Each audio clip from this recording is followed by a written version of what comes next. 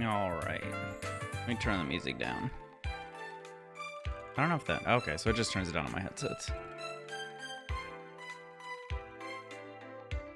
Trying to remember and recap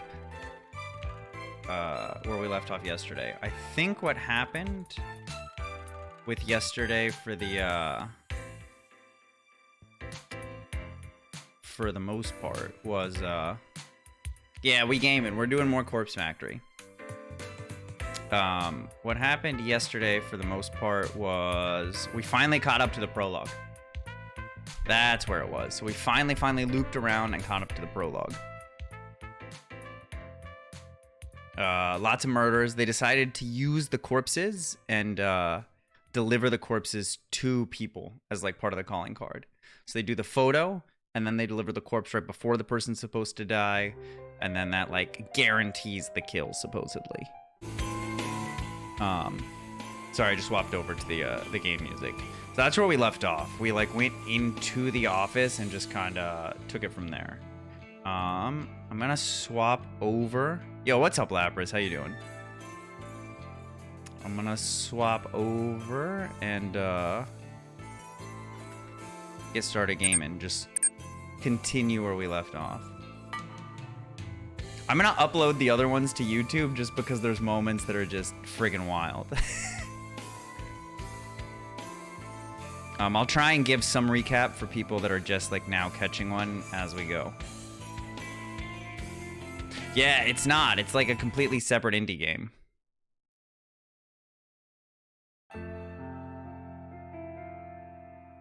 Oh, that's right. So they're talking about these deaths on the news. What happened last stream is we managed to convince a lady to go on a murder spree, and she murdered 4 people before getting killed herself. So the news is just now picking that up. We have Chief Detective Fujikawa at the Tokyo Metropolitan Police Department in the studio today to discuss the events. And this is fully voiced for the most part, except for narration, so I let the voices just carry where they are. According to eyewitness reports, a young woman plummeted to her death from an apartment building on Saturday morning. 2 other women suffered a similar fate in different locations late on Sunday night. Oh shit, so we got them too. Let's go. Police have not yet released information on the identities of the young women. Would you care to share your thoughts, Detective Fujikawa? We cannot rule out the possibility of homicide in these cases. I don't know where that accent's from. Police recovered additional bodies at the site of each death. In each instance, a look-alike corpse matching the appearance of the victim was found. This cannot be mere coincidence. I believe that a single perpetrator is behind the deaths of all 3 women. Our MO escalated real quickly from photoshopped death photos to like actual corpses. Leaving a look-alike corpse at the scene of each crime seems to be some sort of psychotic calling card. It's clear that the death of each victim was premeditated. In cases like these, the perpetrator is often looking to be caught, even if only subconsciously. It won't take long to track them down. Once forensic analysis reveals the identities of the look-alike corpses, we will be able to uncover how and where they were obtained. This is what we were talking about yesterday. It's like, if they're just leaving the corpses there, they're gonna track down where the corpses were stored, and they're gonna know where they've been stealing them. Exactly, that's what I'm saying. That's what we were saying yesterday, Wrath. We will bring the perpetrator to justice. Police are urging citizens to be cautious in the coming weeks. If you see anyone behaving suspiciously, please call the following number. Damn, this shit's really starting to blow up. They're gonna talk about it in the office now, too. Yeah, it's about time. Tomoe is kind of like Ryuji from Persona 5. 3 deaths in 1 weekend. Corpse Girl is on fire. She couldn't have done it without you and Kojiro. We called Captain that they were going to, yeah, we got them all, but we called that they were gonna just use DNA to figure out where the corpses came from. Like, where they were stored. So, thanks. I know those corpse deliveries yesterday were rather last minute. No problem. Had nothing better to do anyway. I've still got 1 victim ready to conquer, but Yeah, so she got everybody except her sister. I'll remember where I am, and I'll give you an update when you get home, Omni. I'm not sure when to go through with it. Yeah, I got you. What's the issue? It's someone I know. So? Didn't bother you when we stuck it to that Emmy chick. Yeah, because Emmy wasn't her sister. This is a little different. It's my sister. She just blurts it out. Yo, hold up. You've got a sister? Mm-hmm. Yuriko. She's older than me. Damn. Shit. I'm like, someone requested her death through Corpse Girl's website? Seems like it. Jeez. What are the chances? Pretty high based on what we know about her sister. I'm wondering the same thing. Well, think it over a bit longer. You might want to lay low for a while anyway. Isn't it also really weird that she seems to be in really close proximity to like half the people that get requested? Like 2 of them were in her office building. One is her sister. One is somebody she went to high school with. Sounds like Shinya's dad is all over this case. Sorry? Shinya's dad? That detective guy, Fujikawa. What? He's Shinya's dad? Wouldn't you know Shinya's last name? Yep, friggin' scary guy. Had an awkward dinner with him and Shinya a while back. Wow. You know, I met him once before. He's got a Russian accent. You did? He certainly was intimidating.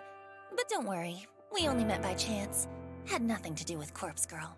Alright. As long as he doesn't know your identity, you should be fine. Still, what's your next move? I'll think over what to do about my sister for a little longer. There's gonna be a big confrontation there. But as soon as more requests come through the website, I'm going to fulfill them. I don't have the luxury of time. I can't just lay low like you said. Why don't you have time? Sheesh, when did you grow a pair? I'm serious. I'm tired of lagging behind. Corpse Girl is on a winning streak now. It's up to me to keep it going. It's too late. All they need to do is like look at the tapes. Somebody just needs to not be oblivious. Okay, well, just let me know when you need me. Thanks. I will. Well, back to work or whatever. I turn back to my computer after Tomoe leaves. 3 deaths in 1 weekend. Corpse Girl truly is at the top of her game. It was a bit of hard work, but in the end I managed to pull through. Thanks to a bit of luck, of course. Yesterday, after returning home from the library, I had a sudden burst of inspiration. I ran a reverse image search on the photos of the 2 women that were submitted to Corpse Girl's website. It was pretty easy to locate their noise profiles thanks to that. I was kind of shocked when I saw we all shared 2 mutual friends on noise, Emi Katsuno and Yuriko Kurosawa. A bit of digging through their profiles revealed their names to be Fuyami Amano and Manami Sachiko. They both worked at the same store as Emi, and my sister. What's up, Boober? It struck me then that all these requests must somehow be related, but that didn't matter so much. Tracking down Amano's and Sachiko's addresses wasn't as difficult as I'd feared. I contacted Tomoe and she told me she was familiar with the store they worked at. She volunteered to head over there and see if she could access the employee records. Yo, they escalated so quickly. Like, it's just like they went from I'm gonna send a Photoshop to now we're like breaking into stores and accessing their database and stealing corpses and putting makeup on them. Apparently the whole job was so easy that she managed to walk in and out in 3 minutes flat.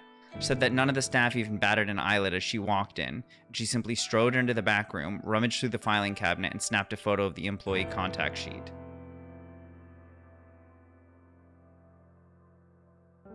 Oh, and you know what? She conveniently didn't get in trouble because her older sister disabled all of the security cameras. Remember? They said the cameras weren't working in the store? With that information at our disposal, nothing stood in our way of delivering lookalike corpses to their homes. A few hours shared between the morgue and the factory, and it was done. Both Amano and Sachiko killed themselves within an hour of each other. So far, the kill rate of delivering a photo and then a corpse is 100%. I can only imagine the thoughts that must go through someone's mind when they are faced with their own corpse.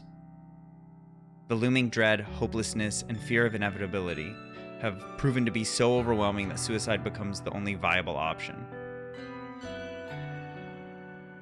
Because of this development, I've finally ruled out the possibility of Corpse Girl's victims being murdered by some mysterious stranger. You know, I think I know what the hell ending is. I only ever invented that theory due to the strange circumstances which Ruri Hatano died.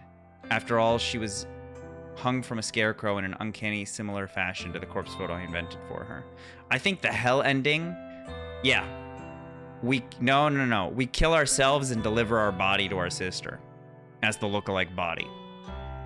I think that would be a hell ending. None of the other victims' deaths since then have made me truly suspect that another party could be involved. All of them have clearly been suicides, or in the case of Eiji Hanada, coincidental accidents. Konomi Ida's death was an outlier since she was likely killed out of self-defense. I'm about 90% certain that Corpse Girl's power lies in the ability to convince victims to end their own lives. There's no third-party murderer acting on her behalf.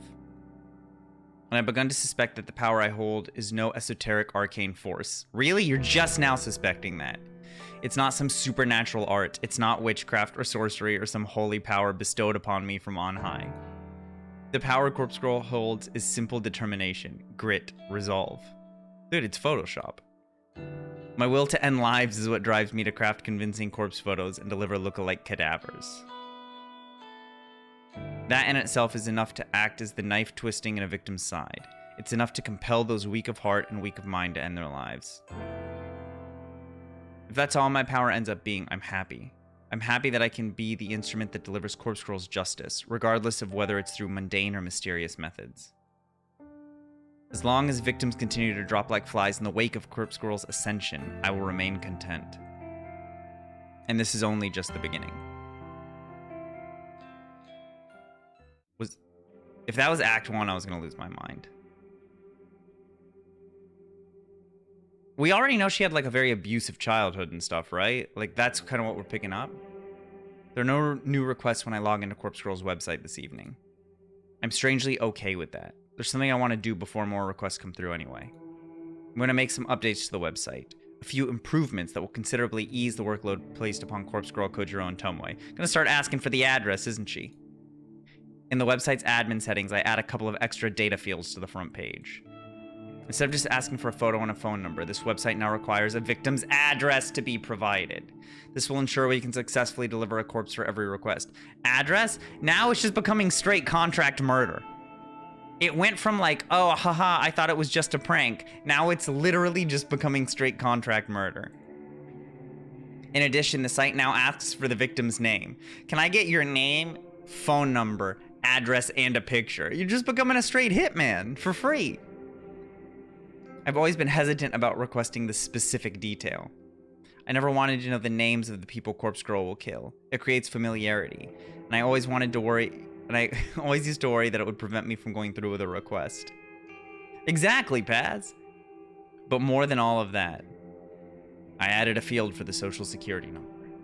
I fear that I would delve too deep into someone's life, and I fear that I would become too attached, too entranced by standing on the outside and looking in. Knowing someone's name would have allowed me to easily find victims online and go down the rabbit hole of spying on their private lives. My voyeuristic fetishes would have defeated me. I know myself, and I know that I would have become far too interested in a person to carry out their death. It's the same reason why I never reverse image searched a victim's photo before yesterday. Now that things are escalating, now that Corpse Girl needs a victim's address to ensure a kill, I have to get past all of that. I have to be strong for Corpse Girl. Well, you also lose the allure, right? Like, the whole thing is it supernatural? Is it this? Is it that? Does it work? Now it's like, oh shit, she just goes to the house. You know what I mean? Like, it loses a little bit of that something. I'm somewhat relieved that the timing is suitable. After all, I haven't been as aroused as usual when stalking people online. I don't know if my libido is just low or if I've truly become uninterested in such things. Either way, I believe I'm able to cope with the burden of extra knowledge, learning victims' names, addresses, all of that. It's gonna work in Corpse Girl's favor. And I'm surely strong enough now not to give in to temptation and to succumb to the scopophilia that has plagued my existence for years. After adding the victim's name and address fields to the website, I decided to add one final touch. There's a particular line of text that describes how the site works. I've always liked it. It says your victim will receive a photo of their own corpse shortly before they die. It's concise and perfectly sums up the intention of the website. However, it needs to be updated to correctly apply to Corpse Girl's new modus operandi. I changed the line ever so slightly, just enough to make a difference. It now reads, your victim will receive their own corpse shortly before they die. Some people might think it doesn't make sense. They'll think that maybe it's a typo or written by someone not familiar with the language. But it is completely intentional. Now that I've made all the changes to the website, I click the Save button in the admin panel. The changes are reflected immediately on the front page of the site. Corpse Girl's new and improved request form is online. With that done, I need to simply sit back and wait for some new requests to pour in. And it shouldn't take long once I put my next plan into motion, because I finally figured out how my sister can be of use to me after all these years. She's gonna help me become famous. Yuriko, we have, an int of 2, wisdom of 2, luck of like 47. Yuriko Kurosawa's death will ensure that everybody in Japan knows the name Corpse Girl.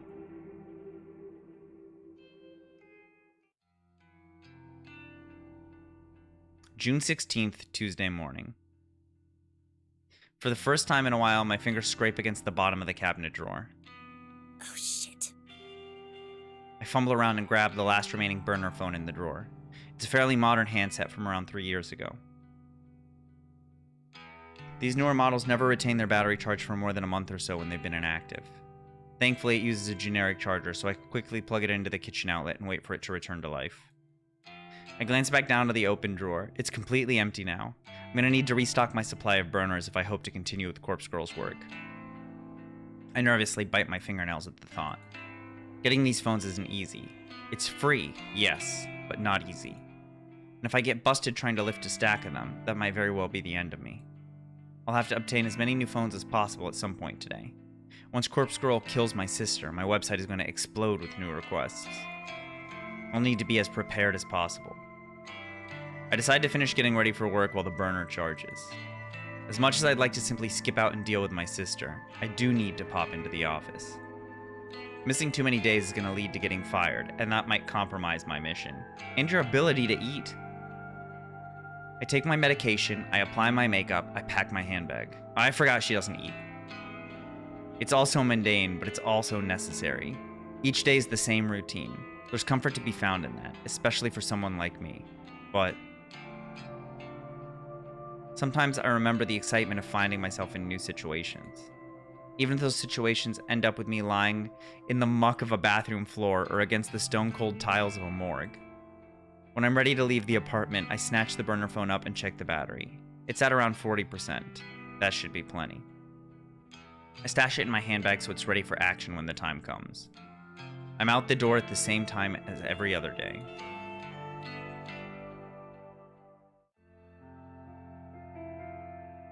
I find myself alone in the office well after the working day has ended. The entire floor is empty and silent. I shut down my computer and stretch my tense arms. I don't normally like staying back late, but sometimes it's necessary to get work done. But when I say work, I'm of course referring to Corpse Girl's tasks. When I'm absolutely certain that everybody has gone home, I get out of my chair and wander listlessly around the office. It's kind of nice having the place to myself. It's like my apartment, only bigger and colder, and without that terrible odor of mold that permeates the walls.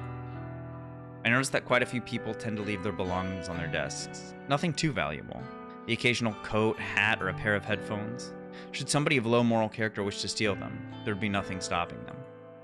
I'm personally not interested in any of that. I walk to the other side of the office floor and reach the seniors' cubicles. Even the seniors leave important things running around. There's a gift bag with a Cake Shock logo on the front, a company credit card, and a few personal bank statements. But the contents of their desk drawers are where the real gold is found. As I rifle through one door in particular, I find exactly what I'm looking for.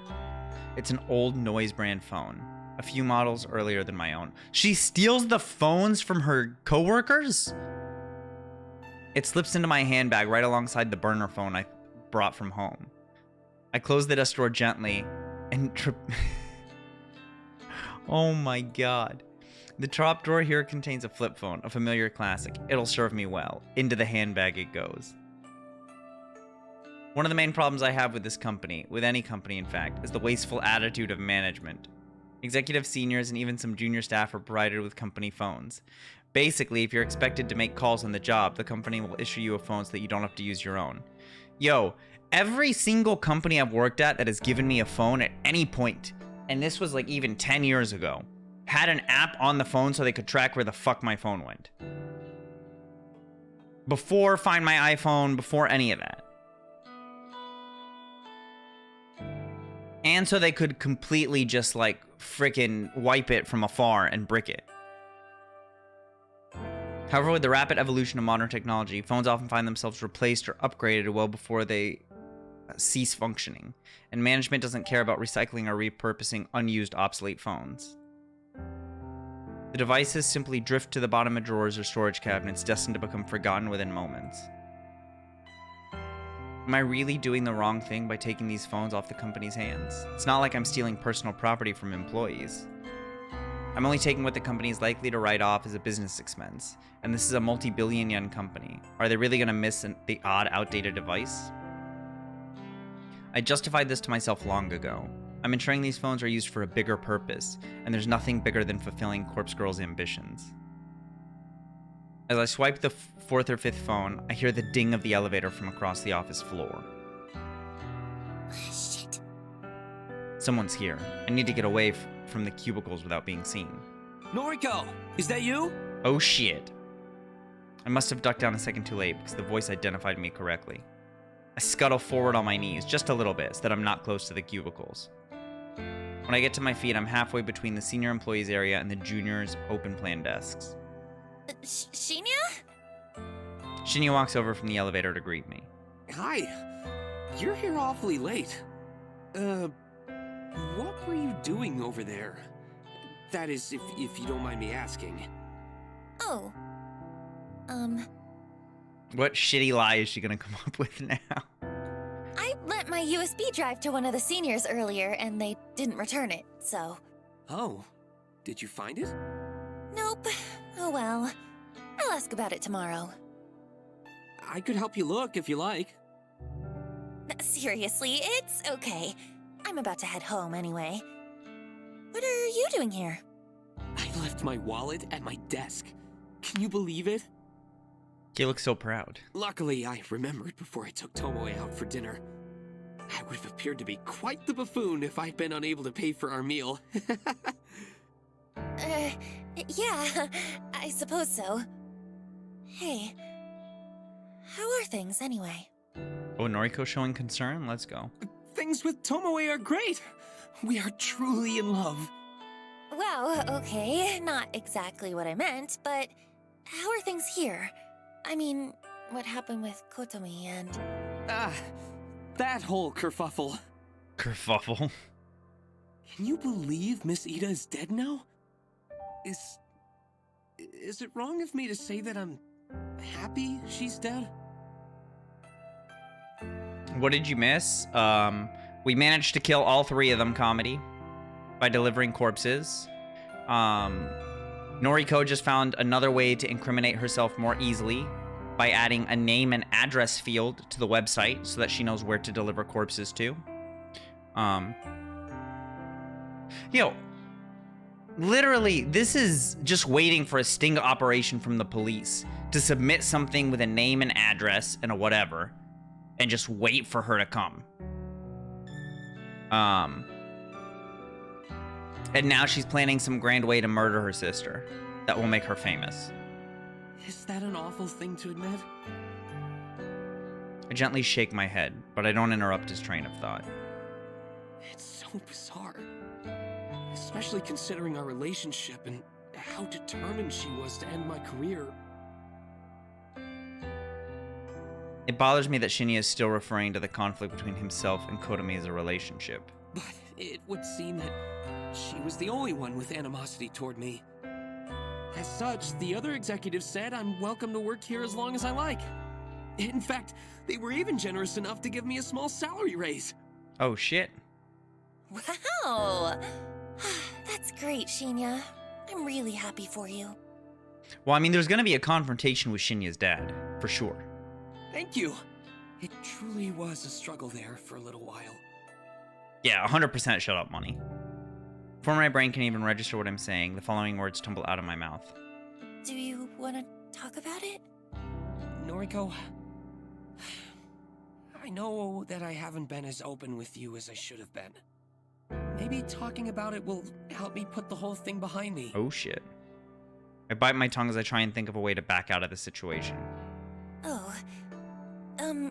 You know, if you're uncomfortable talking to me, maybe Tomoe can help? My objection is met with a smile. Looks like I'm in too deep now. Tomoe means well. She really does. But whenever I bring up the subject, she becomes visibly angry. Many a death threat against Miss Ida has been made aloud. Oh shit. I wouldn't be all too surprised if Tomoe was the one who killed her. There certainly is a motive there, after all.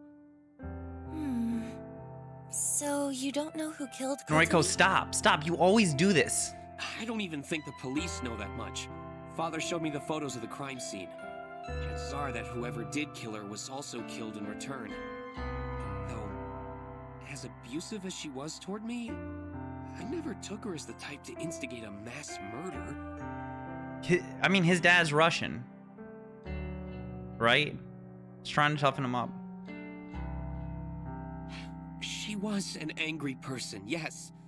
But that seemed to stem from a lack of fulfillment. That's what I assume, anyway.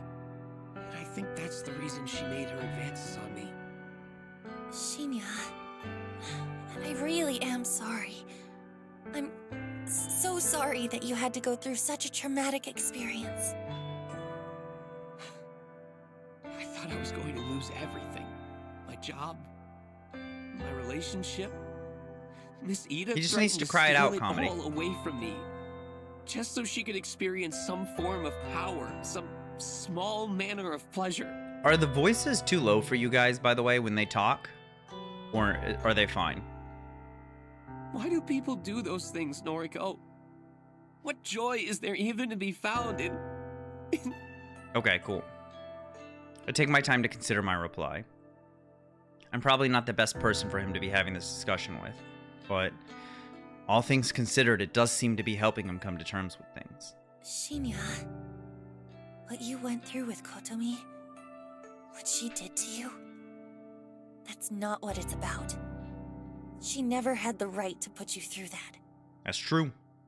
I hope that one day, when you're comfortable and feeling healthy, I hope that you can make some good memories with Tomoe. Yes. I hope so. Thank you, Noriko. Don't mention it. I don't know if my words were the right ones. What right do I have to talk about what he went through? I can only hope that I managed to bring him some sort of comfort. Well, I better grab my wallet and get going. Don't want to keep Tomoe waiting. Say, would you like to join us, Noriko? Nope. Are you hungry at all? Nope, I can definitely answer that question for her. Probably yes, but the answer is no. Oh, I don't want to intrude on your romantic evening. It's no trouble, really. Maybe next time. I have some things I need to do tonight. Okay, no problem. Well, see you later. Shinya takes off towards his desk. I breathe a sigh of relief as I hoist my hand back up from the ground, feeling the reassuring weight of my newly acquired burner phones. I enter the elevator and give a polite wave to Shinya as the doors close.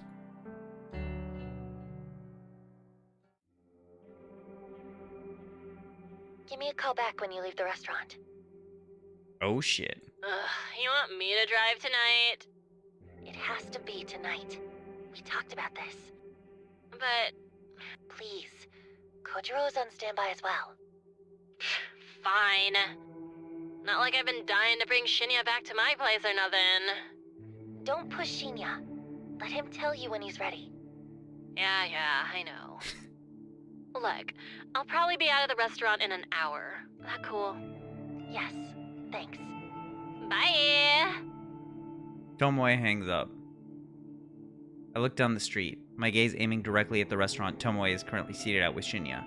Isn't this the same place that Aoi ran away from us?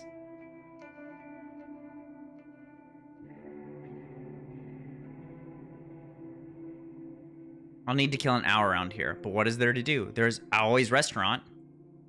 I'm not exactly keen on the idea of window shopping. I don't even want to be here, but standing in one spot as dozens of people walk by is really nerve-wracking. I could go visit Aoi at the Maid Cafe, but then I'd have to pay the table charge to enter, and it'd probably be pretty weird to be served by girls in maid costumes. Not really my thing. See? No, I was right. You guys were wrong. I was right. Bro, I'm on the same wavelength as this visual novel. As I glance around, I notice a 24-hour manga cafe at the end of the street. That could actually be perfect. I could rent a quiet space for a few hundred yen and just read a book until it's time to go. No one there to bother me. In fact, the only person I need to speak to is the attendant at the counter. With my mind made up, I hurry along to the manga cafe.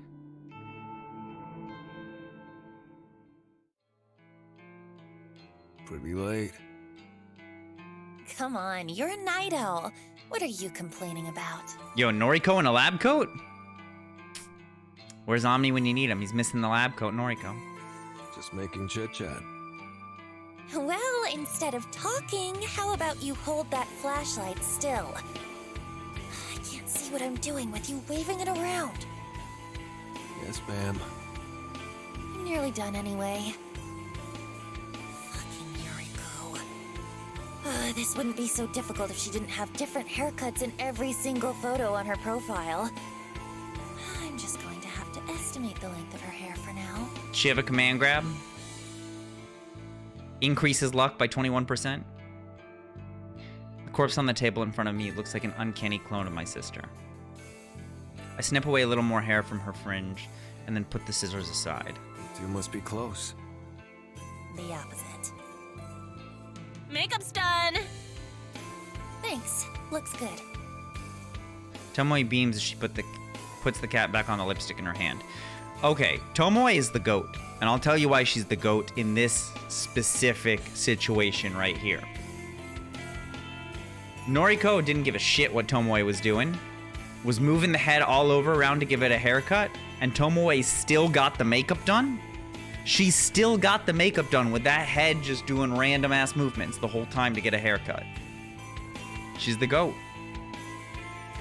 Tomoe in a lab coat too. I know we got Tomoe stands in chat. There you go. Lab coat Tomoe. I think we're done. Can you zip up the bag? I really need to wash my hands. You got it, boss. I step away from the corpse and plunge my hands into the ice-cold bucket of water on the factory floor. I have to admit that we've become pretty good at this whole thing. In just a week or so, we've managed to refine our art and synchronize our duties. Okay, load her in the van. I'm going to send the corpse photo now. You sure about this? You think she's gonna be awake this time of night? I'm positive. This is the best time to do it. According to her news feed, Yuriko Kurosawa is currently attending a massive party. I'm sure the venue will be packed to the brim with her scumbag friends. Oh, they're going to deliver it to the party venue. She's been posting about it for days. It wasn't hard for me to find out all the information I needed, since whoever organized the party posted it as a public event. Yuriko's about to receive a photo of her own corpse. And in less than an hour's time, she's going to receive her carbon copy corpse in a body bag in front of at least 100 people. The mass panic that will break out of it is sure to be hilarious. I don't want to miss it, and I don't want to miss my sister's final moments. Maybe she'll kill herself in front of her closest friends, or maybe the terror will slowly eat away at her, and she'll go home first before deciding she just can't take it anymore. I'm happy with either result. Let me find a place with 100 witnesses. She's finally gonna get what she deserves. I hate her so much. She's a low-life degenerate, a delinquent, the utter scum of the earth. And she never calls me. Yo, bro, that's what this is about? Your sister doesn't call you, so you want to murder her? I doubt she remembers I even exist. Ready to go? I snap out of my thoughts and look at the phone that I've been subconsciously holding in my feeble grip. It's the burner I picked up from home earlier this morning. Yuriko's corpse photo is glowing on the screen, ready to be launched into the network. I hit send. Okay. Kojiro nods and hauls the zip body bag into his shoulder. Dude, I don't think that'll happen because I think Tomoe would fucking see it through at this point. I think Tomoe would elbow Noriko to the ground to get that shit over to the party. The weight of the cadaver inside causes him to stumble a little, but he regains his balance and shuffles towards the factory entrance. I examine the body bag as Kojiro carries it. It's the same white HRP that we picked up from the morgue, but I made a rather nice adjustment to it. Big bold letters are scrawled across the sides in purple and black permanent marker, Corpse Girl. It says, "With love, from Corpse Girl." Underneath the massive letters in smaller script is Corpse Girl's website address. Oh my god, what is this fucking viral marketing campaign? A scribble of a cute anime girl decorates the other side of the bag. It's the very same character that dances animatedly on Corpse Girl's website. Tomoe told me that this was a bold move. Kojiro didn't seem to care. Yuriko Kurosawa is about to be publicly executed. Tonight is the night that Corpse Girl becomes known to the world.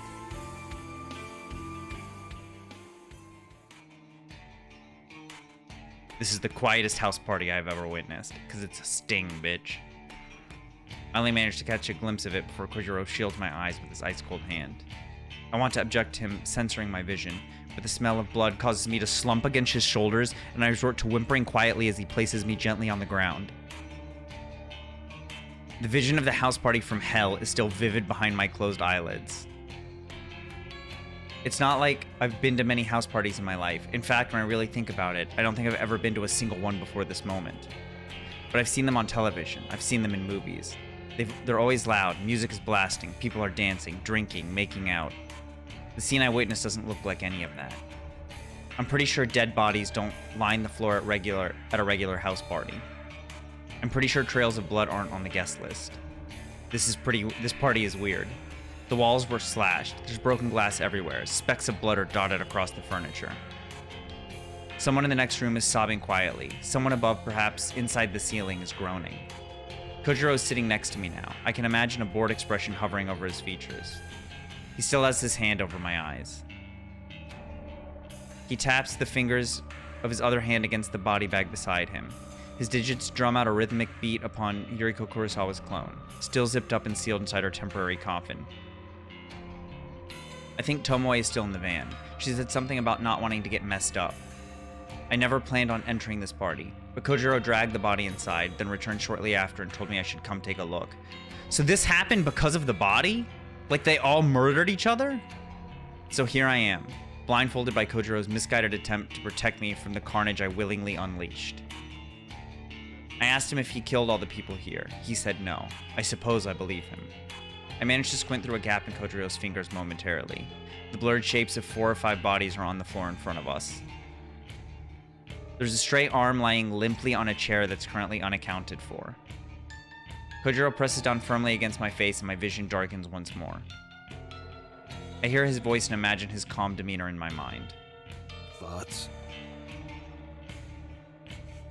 Don't know. I haven't managed to sort my head out just yet. Your sister's over there. Dude, Comedy, I don't know. Well, a corpse that looks like her, at any rate. Give me a second. But they didn't even take out the corpse. Did the photo just do this alone? You're gonna be as lost as the rest of us. Okay. Kojiro's a psychopath. I'm confirmed at this point he's just a psychopath. Kojiro releases his grip from my face. I stand. I tiptoe forward, stumbling thanks to my still blurry eyes. I can make out the shape of a sofa close to the wall, and I approach it carefully.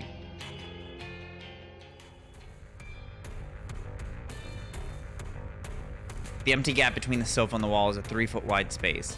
I'm not sure why the owner of this house doesn't keep the sofa directly against the wall. That's your question? The empty space here seems kind of useless.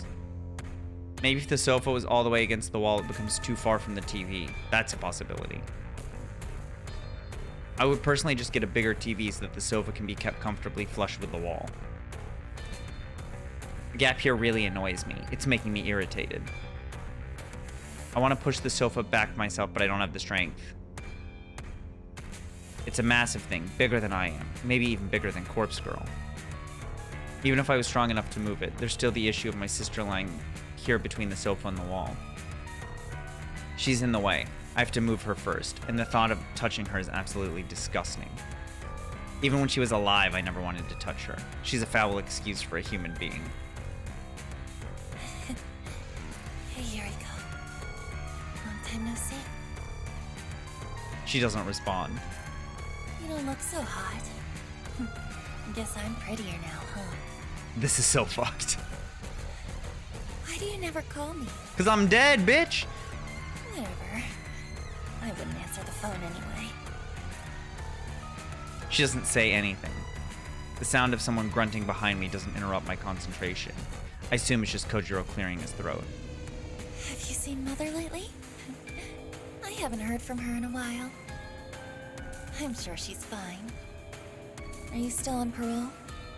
I heard you were working at a clothing store.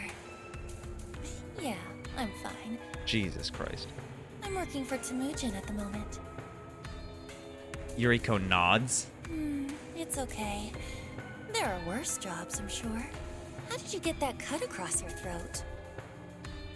Does it hurt? I reach forward and slip my fingers into Yuriko's gashed throat. I tried to, but I couldn't figure it out on OBS, Captain. When I remove them, I frown at the red blood dripping down into the gaps between my knuckles. That's disgusting. I do it on Twitch. I'll turn it on. Give me a second. Where do I have to do it?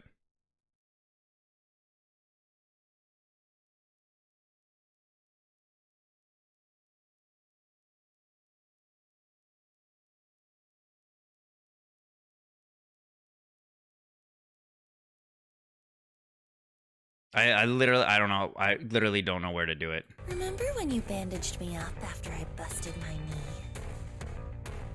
You said Mother would be mad if she found out that you hurt me. That's your So whole you tried account, your though, best to Captain. fix me up before she got home. That's not like a particular stream.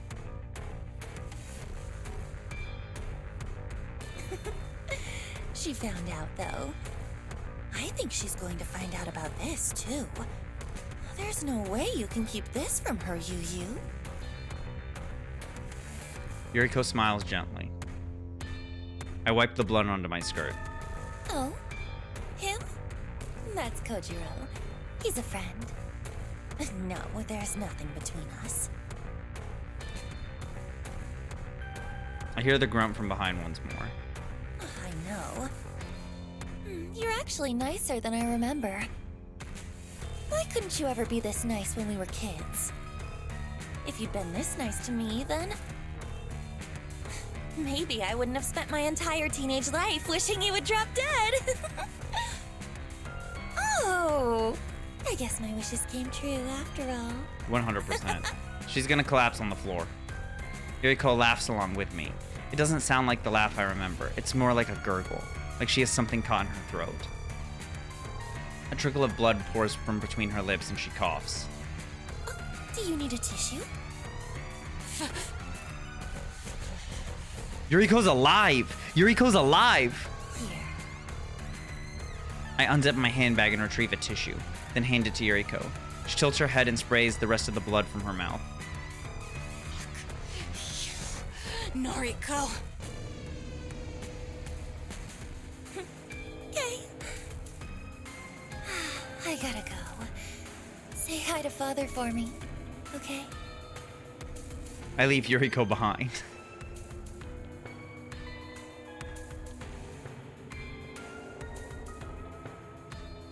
After making my way out of the cursed house, I find Kojiro waiting by the van. Tomoe has shut herself inside and rolled up all the windows. I think we're done here. Okay. Leave this here? He lazily indicates the body bag on the ground. Yeah, I guess so. We didn't need it after all. Yeah, so they didn't even need the body. What happened is they just murdered everyone after the photo, I guess? Supposedly, that's what they're saying? Like, this just happened before they even dropped the body off. It's not. Kojiro slaps his broad hand across his trousers, dusting them off. He cocks his neck to the side and stretches his limbs. I make an attempt to reach for the van's door, but Kojiro stops me. Not curious about what happened? Only a little. She's dead, though. Or dying. That's all that matters. Dude, if she lives through this, she's fucking coming for you. Oh, actually, give me 1 second. I quickly dart back inside the house.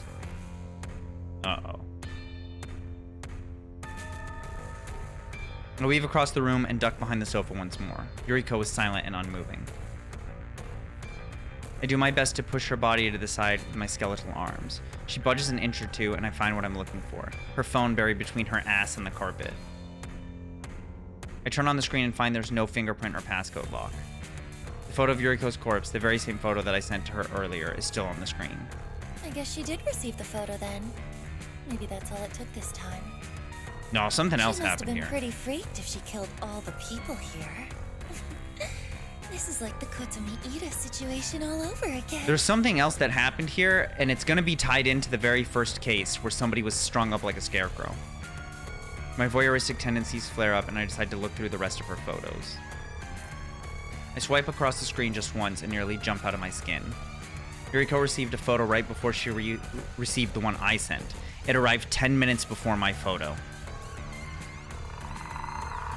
It's another image of a corpse. Stabs Suji at the party. Yo, we got a copycat. There's 2 of them. There's 2 corpse girls.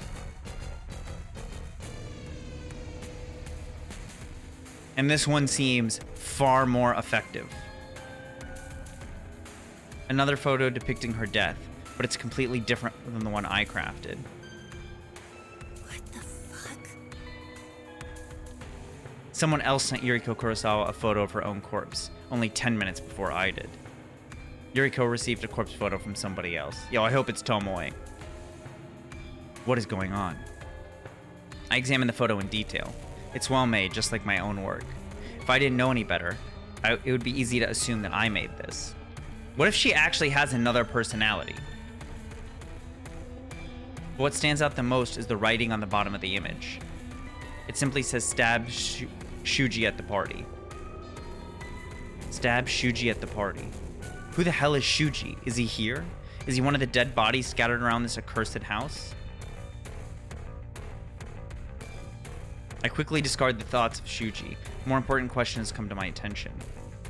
Is someone else crafting corpse photos and sending them to people? Does Corpse Girl have a copycat? An imitator? Yo, copycat, 2 colors, let's go. But why target Yuriko? Why target somebody whose death was requested through Corpse Girl's website? Oh, you know what? You got hacked. You got hacked. I can't process this right now. It's already past midnight and I'm utterly exhausted. I shove Yuriko's phone into my handbag and get the hell out of the house.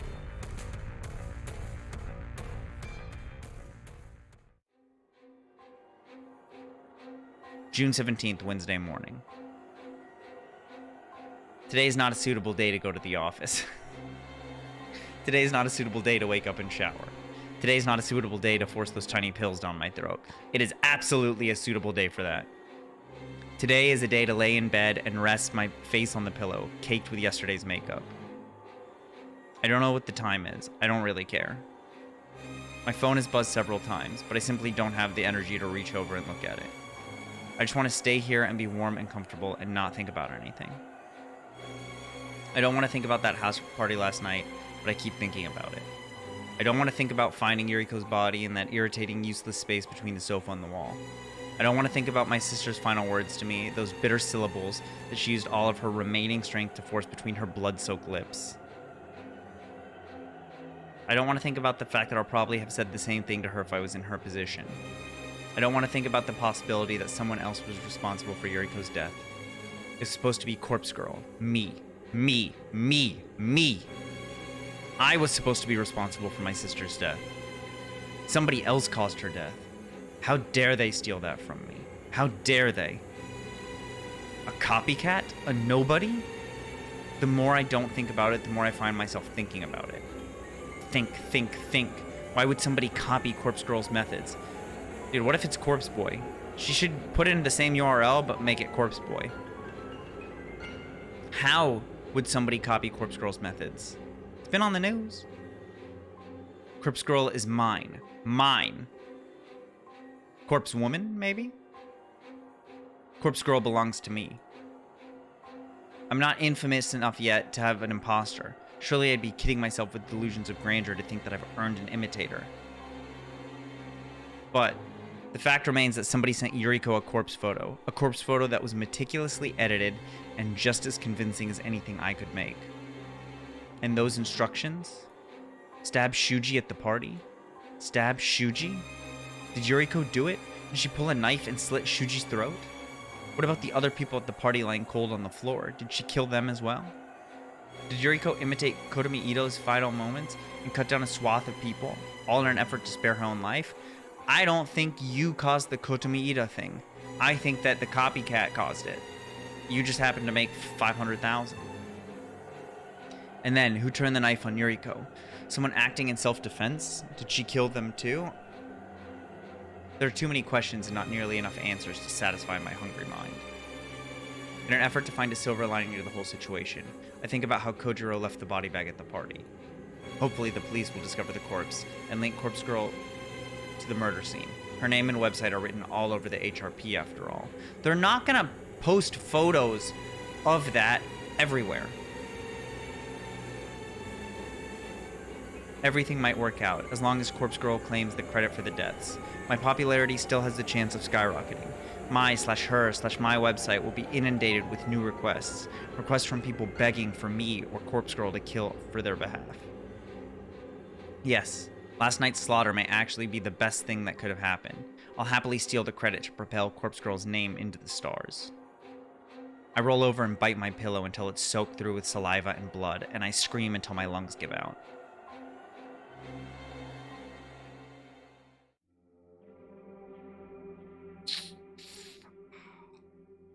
The house party from hell is all over the news. It's being live streamed. It's all over noise. It's all anyone is talking about. I didn't expect anything less. A dozen or so people dead, a corpse in a body bag, a cryptic message with love from Corpse Girl. The police are trying desperately to put all the pieces together. That detective, Shinya's father, has his face plastered over every news outlet. He says the whole event is linked to the previous string of murders, the ones with corpses decorated to look like victims. Of course it's linked, you utter dipshit. Except it's not really. It's all Corpse Girl's doing. It says so on the fucking body bag. Except, this wasn't Corpse Girl's doing. But the more I lie to myself, the better I feel. I'm the only one who knows that a copycat was responsible for the deaths. I'm the only one who has seen the photo with the instructions to kill Shuji. I've still got Yuriko's phone. That all-important piece of evidence that will surely serve me better than the police.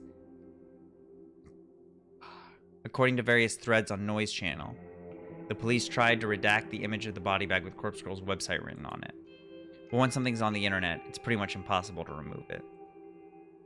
The fact that the police wanted it deleted only served to increase the speed at which the image spread. 1,000 posts around the web are all asking the same thing. Who is Corpse Girl? Apparently a lot of people are too scared to visit the website. They fear it might incriminate them, like the police are ready to knock down the door of anyone who visits the site. Yeah, right. But that reluctance, that hesitance, hasn't conquered the hearts of the truly curious. Corpse Girl's website has received over 1,000 visitors today.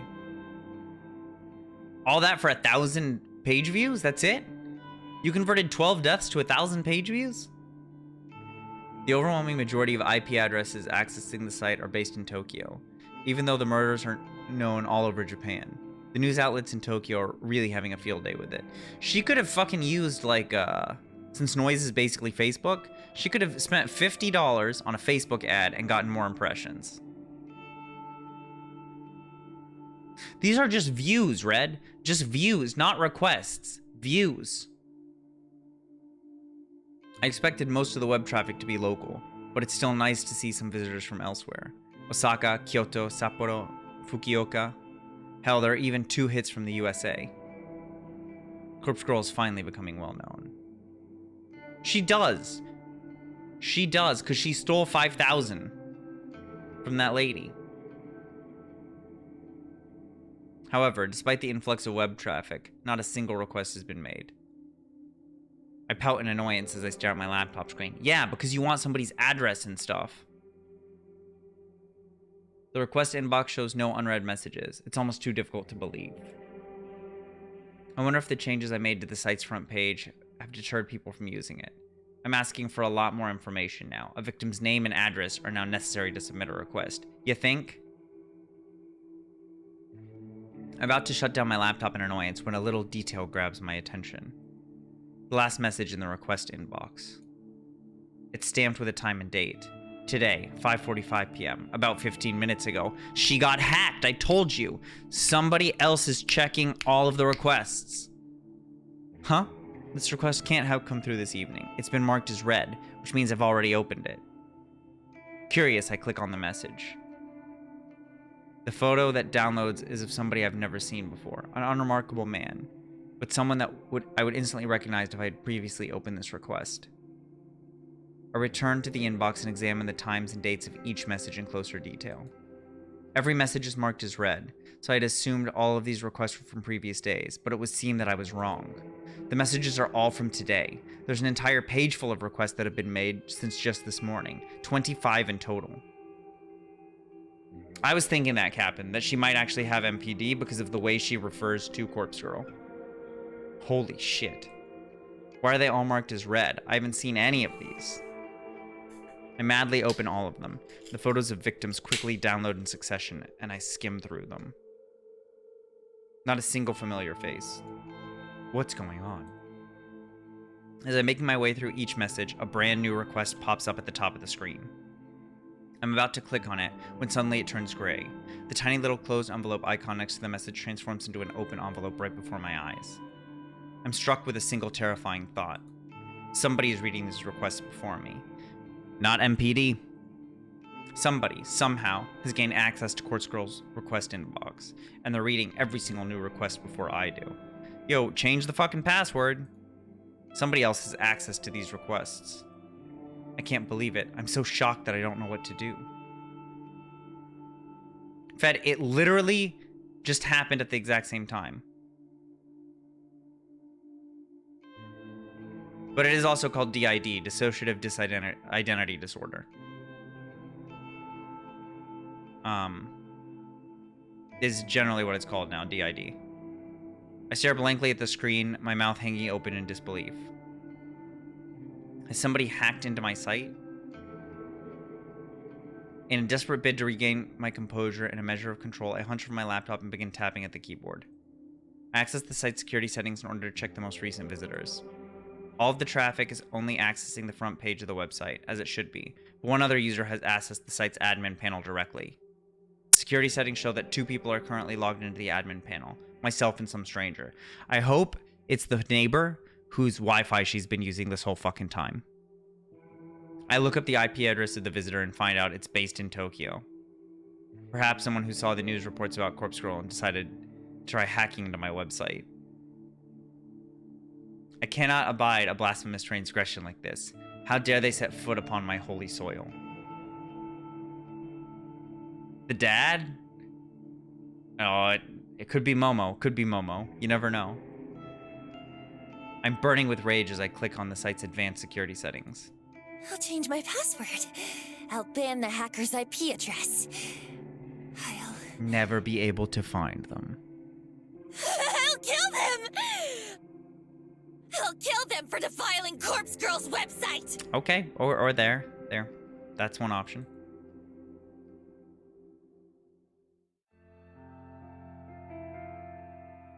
June 18th, Thursday afternoon. You heard me. Yeah, so? Can't you track them down? Don't you have, like, connections? Me?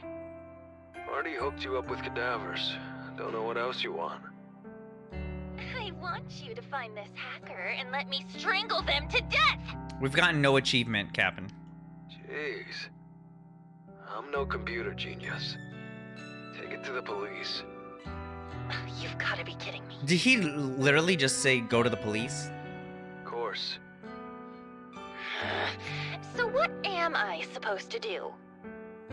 Find someone else. You gotta find a tech person. You gotta find a tech person. Besides, you still owe me. Excuse me? What exactly do I owe you? My share of the corpses. Remember our deal? It's take with you. We're supposed to share. Come on, what do you need me for? You're capable of getting the cadavers yourself now that you know how. Jesus. Just ask Tomoe to drive for you. Can I store them at the factory? Store them? For how long? It's your factory. You can do whatever the fuck you want. Don't know. Weeks? They'll rot. That's why I won't take them home. It'll stink up the whole place. We had a deal. Fine. Store them at the factory. I don't care. I don't think they have electricity at the factory, Comedy. What do you want them for, anyway? Tut. Not allowed to ask. I mean, are you guys thinking that maybe he's doing it? That maybe he's the competitor? Good luck with your hacker. Gotta go. Right. Thanks for nothing. Ice Cream Truck OS. That's true. That's true. All good in the hood? Sure, whatever. I'm not in the mood for Tomoe right now. I just want to get back to work, get the day over with, and go home. Come on, cheer the fuck up. There's gotta be someone who can find that hacker. We gotta get another person on there. Maybe it's gonna be Aoi? Well, I don't know anyone. Yeah, me neither. But she doesn't know Noriko's corpse girl. She's like the only person in Tokyo that doesn't know Noriko's corpse girl. How many requests did you say there were? 70 when I looked this morning. 70. 70? Jeez. How am I gonna deliver that many, you know what? We're gonna let the other person do it, steal all the fame. Keep your voice down. I said, you know what? I didn't say nothing incriminating. Jesus Christ. I don't know, okay? Is that what you want to hear? No need to snap at me. Just shut up for a minute, will you? I can't think when you're around. She's done all your good thinking for you. Wow, sorry. Fucking skank. Tomoe's words hang in the air long after she's gone. Doesn't take a genius to figure out that her usage of the word skank wasn't affectionate like usual. I curse under my breath and return to my desk. I feel like I'm drowning under stress at the moment.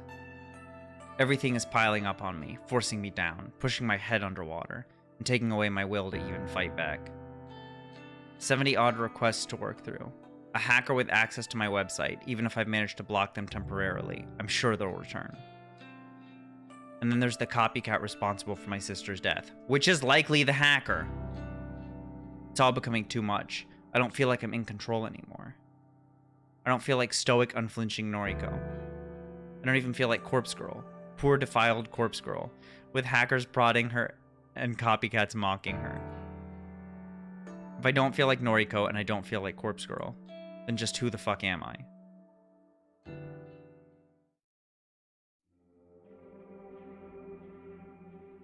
June 19th, Friday night. Thank you for meeting me after work. I hope you don't mind eating at this restaurant. Of course, it's no trouble. Oh, shit. Tama, you've missed so much. You've missed so much. It's nice to see you. I feel like we only ever talk on the phone these days. Yeah. Is something troubling you? Oh, you've been here? Okay. Not really sure why I asked Aoi to meet me. Part of me wants someone to talk to. I want to vent and unleash my frustrations. But another deeper, darker part of me just wants to throw everything away and hold her in my arms, and let her tell me that everything will be okay. Noriko, you've got a weird look on your face. Sorry. You can talk to me. I'm kind of swamped at the moment. Do you ever get that feeling that you're drowning underneath the weight of everything? That no matter what you do, you'll never escape your situation? Too many murder requests? What am I saying? Of course you get it. You've been through so much shit. Noriko, we've both been through a lot. School wasn't easy for either of us. I know you better than anyone. I know everything about you. That's true. It comforts me when I remember just how close I used to be. But times have changed. I've changed. I might as well be a completely different person these days. I mean, it sounds like Noriko also came from a very, very abusive household, Captain. Like, massively abusive and messed up. There are things about me that Aoi doesn't know. Things that make up who I am, who Corpse Girl is. I guess I'm just overwhelmed. Maybe I need a vacation. A vacation, huh? That does sound nice. Okay. Dream vacation destination. Go. Huh? Come on. We used to play this all the time. Don't think about it. Just tell me about your ideal getaway. Somewhere sunny? I don't believe that for a second. Don't laugh at me! I just can't imagine you in the sun. Seriously. You said dream vacation, so... Yeah. In my dreams, I'd like to go somewhere sunny. It's true. I imagine her being in like a cabin in the woods surrounded by snow where no one can get to her. Maybe Hawaii or Australia. Could you imagine me with a tan? You should go. Go to Hawaii or Australia or wherever. Do something good for yourself. Aoi. Come on. You know it's not that simple. But why not? There we go. That's the question I always ask. Really? How can you, of all people, ask me that? What's that supposed to mean? You can't even leave your apartment without checking that the light is off, or that the faucet isn't running. You need to check, like, 10 or 20 times. Oh yeah, the anxiety. I'm aware. At least I can go out. Hey, I'm out right now, aren't I? Are you? Excuse me? Shit, everything turned. Does a safe little place like this even count? How is this any different than your tiny apartment? It's completely different. I'm surrounded by people, and... It's the same. You don't go anywhere new. Yo, she's been so many new places that way you just don't even know. You're too terrified to step outside of your comfort zone. Oh, come on. You can't talk. Oh shit. You couldn't even start working at the office with me because you were too anxious to leave your apartment. That's not fair. If I'm not certain about everything, then it's too hard to... Why are we fighting? We both know what we're battling with, so... Why? I don't know. I'm sorry. I'm sorry too. Damn. We sit in uncomfortable silence for a while. Every now and then, Aoi shuffles in her seat and checks her phone. I said some nasty things to her. Sometimes I talk before I can even think twice about what I'm saying. Aoi? Tell me about your dream vacation. Mine? I'd actually like to go somewhere colder. I like the cold. I like to wrap up in blankets and sip hot cocoa. Maybe a winter getaway to Switzerland or Norway. That doesn't sound half bad. There's something nice about snuggling up in the cold. You'd sip cocoa? I believe it, Paz. Right? I'm glad you agree. I think most of chat would sip cocoa. You think we'll ever get away? I am certain we will. Maybe we could go somewhere together. Maybe. By the way, I wanted to tell you that I'll be leaving the maid cafe soon. Really?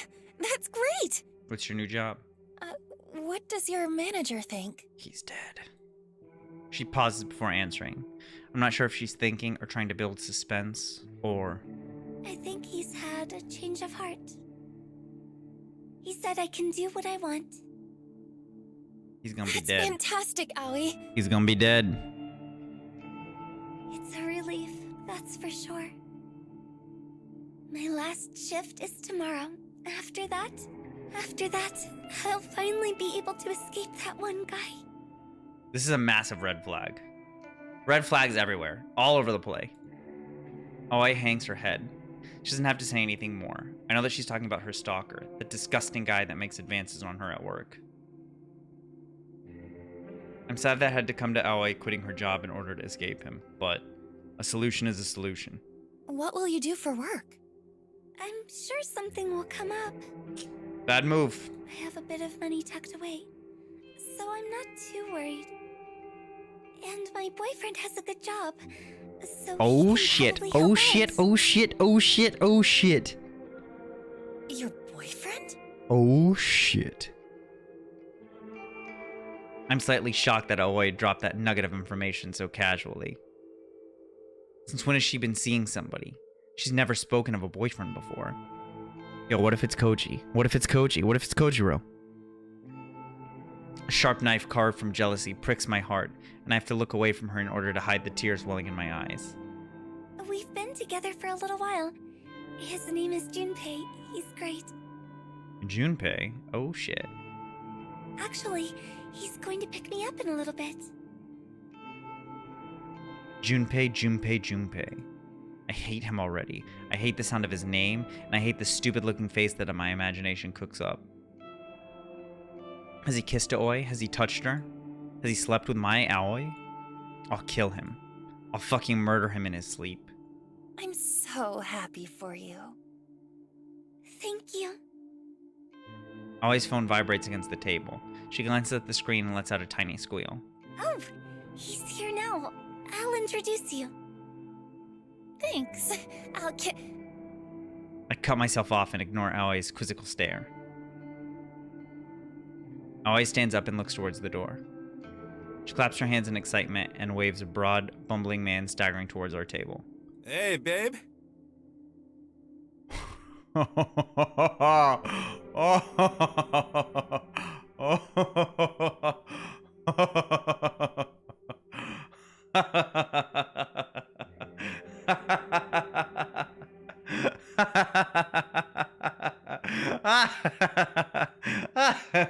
The anime keychain makes it. Oh my god. Oh my god. Junpei, Junpei, Junpei, Junpei. Look at this guy. Look at his lecherous eyes, his drooling mouth, his disheveled clothes. Always dating this fucker. She could have anyone she wanted. She could have had me. She could have had my gorgeous body. I would give myself to her anytime she wants. She picked Junpei over me. This your friend? Yes, Junpei, this is Noriko. Sup? Hi. Aoi talks about you a lot. She does? Probably. This is probably a direct reaction to y'all chasing after her. I blame chat.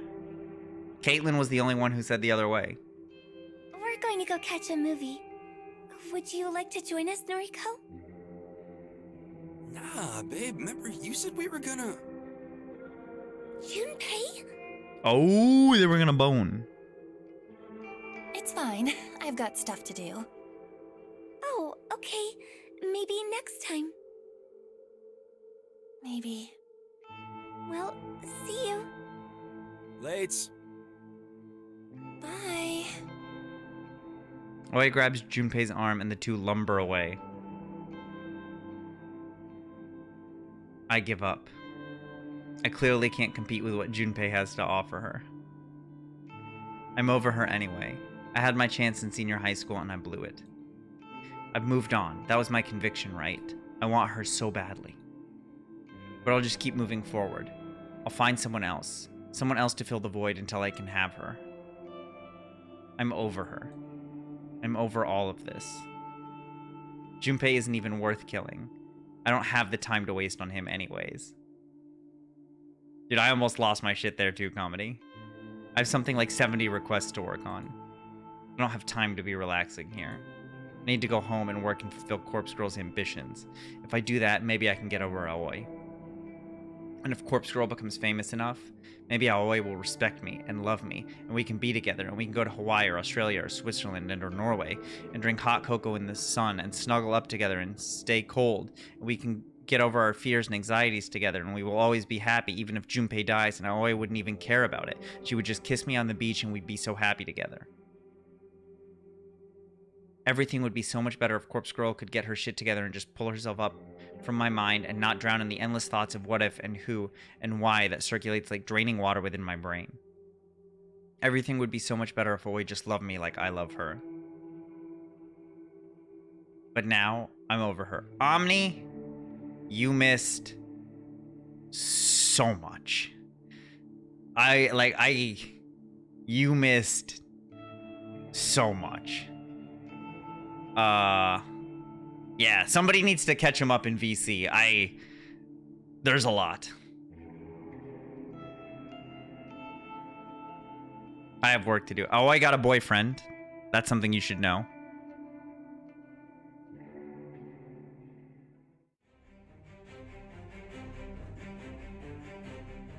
Each corpse blurs into the next. They all look the same now. Wait, what is this music?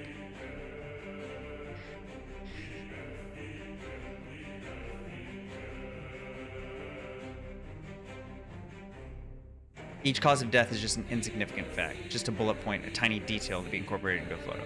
Okay, you know what, Omni? I promised I would run it back for you. I'm going to explain everything that happened as best I can. So, we found out real early that we got our first 3 kills. So we got Emmy, the girl from the prologue, and then we got the other 2 that had been requested. But then Noriko had something special set up for her sister, right? She had a particular thing she wanted to do. Her sister was actually going to a party with like 100 people. So what she was going to do is text her sister a photo, like a corpse photo, and then drop off the corpse bag, and on it, she was going to write Corpse Girl's website onto the bag, onto the body bag, and drop it off, and then just in front of everybody, she's like, everyone will take pictures, tweet it out and shit. I'll go viral, I'll be famous, and my sister will die. They get to the party where that's going to happen, and everybody is already dead. There's arms all over the place. People are stabbed, murdered. Somebody's crying. She said somebody was like in the roof. And we find her sister, and her sister is lying on the ground. Her throat is slit, and she's just like not really moving. Noriko has a whole conversation with her sister, sticks her fingers into the open wound of her sister's neck. And then we find out partway through the conversation that her sister was actually still alive. And they were having that whole talk, and Noriko was just like talking there. Oh yeah. Issue with the... Oh yeah, it was important to Noriko. Noriko was annoyed that the couch had 3 feet of space behind it, and that her sister somehow managed to die behind it. So she basically taunts her sister to her face. Her sister's last words as she gurgles blood are "fuck you," and then they leave the party. Last second, they decide to leave the body bag there and claim credit for whoever did all the murders. And so when Noriko goes back in for a second, she steals her sister's phone, goes through it, sees the corpse photo she sent, thinks that she did a good job, but then swipes over once more and sees that somebody else had sent a corpse photo before her with the instructions to stab Shuji. So it wasn't actually her that triggered everything. It was the other photo that somebody else sent with instructions to stab that triggered the whole fucking thing. So Noriko is like, oh shit, I got a copycat. What is happening? What is happening? What do I do? They go home. She hasn't told anybody else about the copycat yet at this point. Logs into Corpse Girl's website after, like, she wakes up in the morning, sees that it's been all over the news, of course, because so many people have gotten murdered and everything. Logs into Corpse Girl's website, sees there's 1,000 new page views, but no requests. And so she's kind of like, that's weirded out. But then she looks at the latest request and sees that it just came 15 minutes ago, but it's already been read. So she's like, wait, what? How is that even possible? And while she's kind of piecing together what happens, another request comes in, and before she can open it, somebody else opens it and reads it. So she finds out she's got a hacker. Somebody hacked into the website, is reading all of her requests and doing them before she can. And so Noriko is now trying to figure out what's happening. She was trying to find a hacker to like counter hack the dude and figure out who had hacked into her website. That was one thing she wanted to do.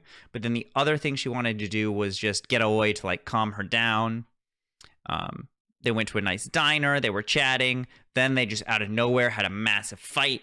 Aoi drops the bomb that she's got a boyfriend. He comes in. He's a chubster that wears anime keychains hanging out of his pocket. And that's where we left off.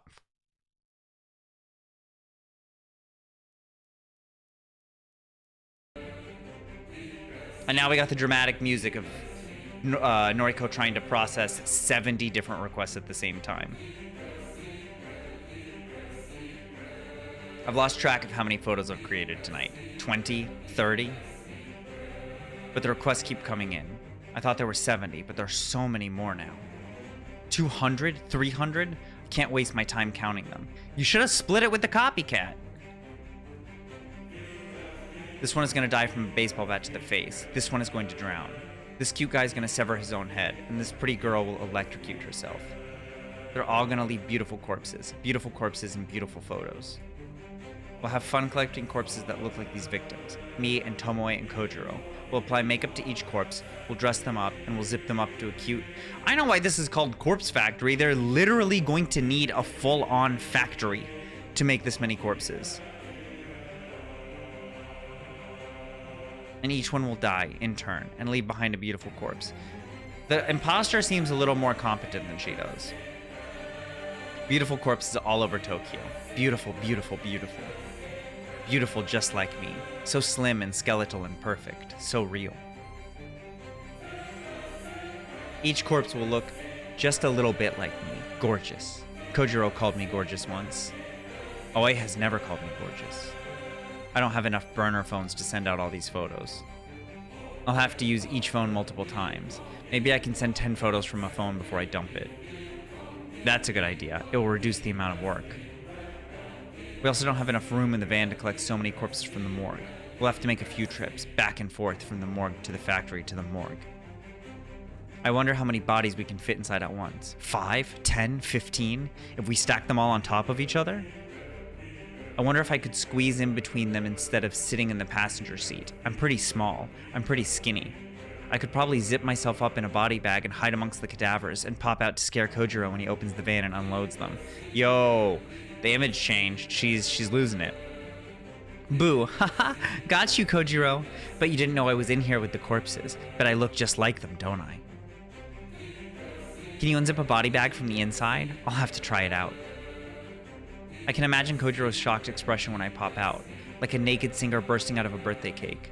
Maybe I could strip down before I get in the body bag. I bet he'd like that.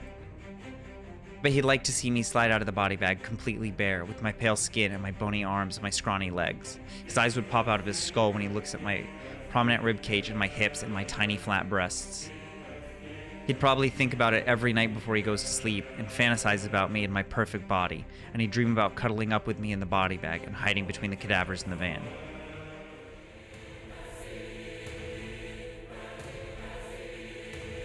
Boo!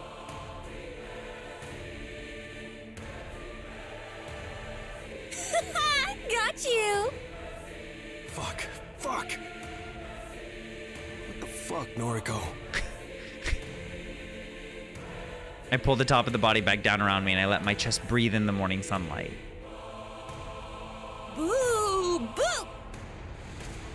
My naked skin tingles from the fresh air. I don't think I've ever exposed this much skin to the sun. She's off her meds again, remember? I giggle and watch Kojiro step back. Boo! Got you! Got you! You didn't know I was in here! Exactly what she said she'd just do. I wrestle my arms free and make an L shape with my hand. I press it against my forehead. Kojiro's a loser! Loser! Kojiro didn't know I was in here! Na na na na na na! Was wondering why you wouldn't answer your phone. You're naked. Boo! Climb in here with me! You okay? I don't think this is a dream. Climb in! Climb in! I unzip the body bag further to make room for Kojiro, but he doesn't advance. He simply stands outside the van, staring at me in disbelief. One sec. Yo, we got a bad ending. We definitely got a bad ending, chat. He pulls his phone out of his pocket and presses it to his ear. Yeah, found her. Yeah, we got a bad ending, chat.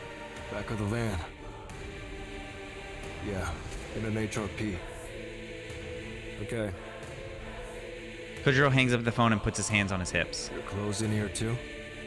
Dunno, but I'm very cold. Come warm me up. You're lucky we didn't leave the factory yet. Yo, Comedy, she needs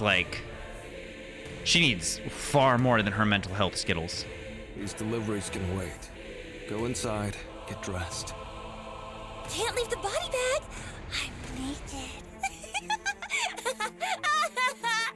Shit.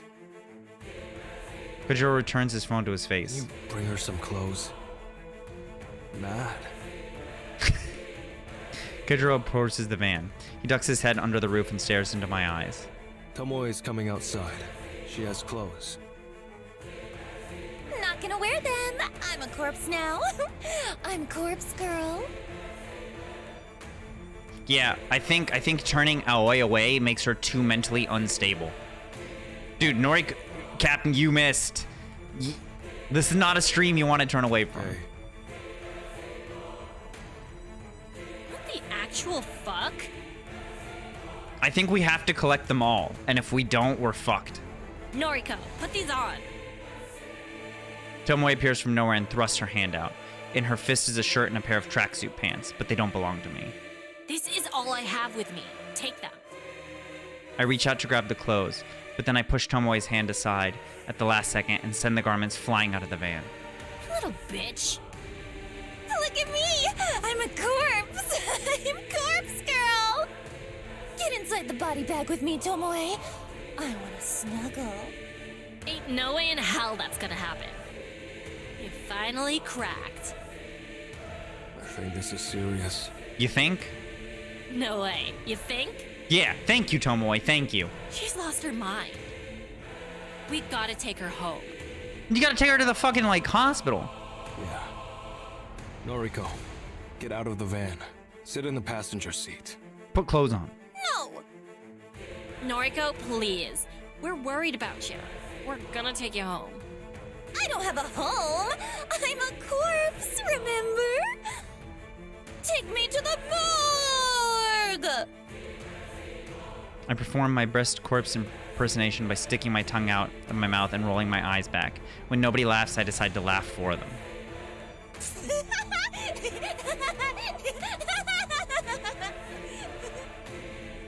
Right. Enough. Kojiro climbs into the van and grabs my wrists. Let me go! He forces my arms into the body bag, so they're pinned by my sides. I can't fight him off. He's far stronger than I'll ever be. He pulls up the zipper to the body bag until it completely envelops me. Then he pushes me backwards so that I fall against the stack of cadavers. The van's door slams shut as soon as he climbs out. It's dark. I hear shuffling around the outside and then the revving of the engine. We're going to the morgue! We're going to the morgue! I sing as loud as I can, but I don't think they can hear me. Morgue! Morgue! Going to the morgue! I laugh until I can't breathe, and then I decide to suffocate for a little bit.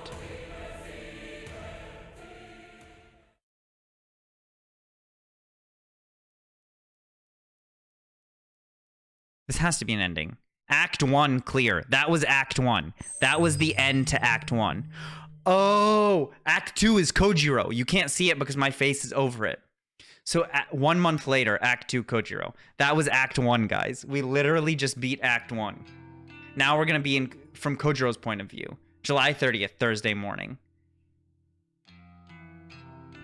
I try to reflect on my life every morning. Keeps me grounded. Keeps my mind busy. A busy mind is a happy mind. I like to assess myself, like I'm judging my own life. This is you judging? This is you assessing, Kojiro? Fucking look at the dust in the corner on the left by the TV. Clean that shit up. And all these coffee cans? Come on, Kojiro. Koji. Kojiro, 34. Wait, shit. I'm 1 year away from becoming Kojiro. Not much more to me than my name. Done a lot of things. A lot of things I regret. A lot of things I don't. I'm happy overall, in a better place than I was a year ago.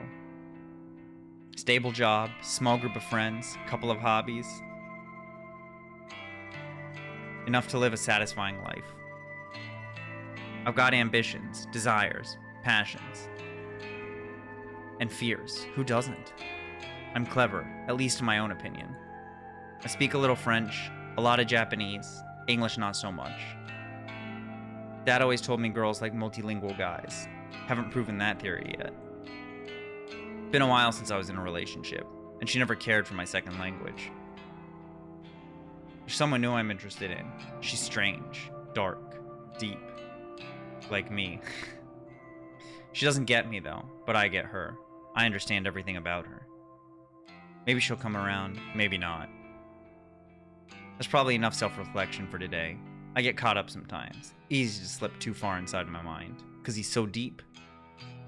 Got things to do today. Deliveries to make. The boss is cracking the whip. I've already eaten breakfast. That's one thing off my to-do list. Might need a coffee, though. Should have time to stop by the cafe. I grab my keys, phone, wallet, and book it for the train ride.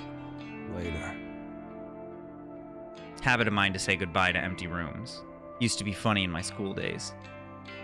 Not so funny anymore, but it stuck with me. Find it hard to break habits. I leave the apartment behind. It occurs to me that it might be the last time. Probably not, but a possibility. So the next act is probably going to be Tomoe, right? My mind always thinks of such things, always prepared for the worst.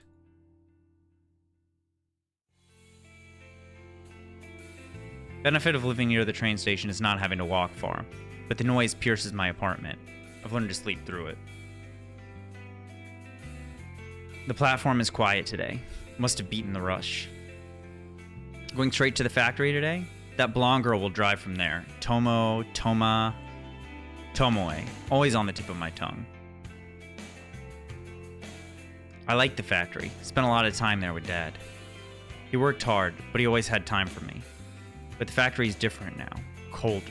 Reminds me too much of the morgue. Not surprising, though.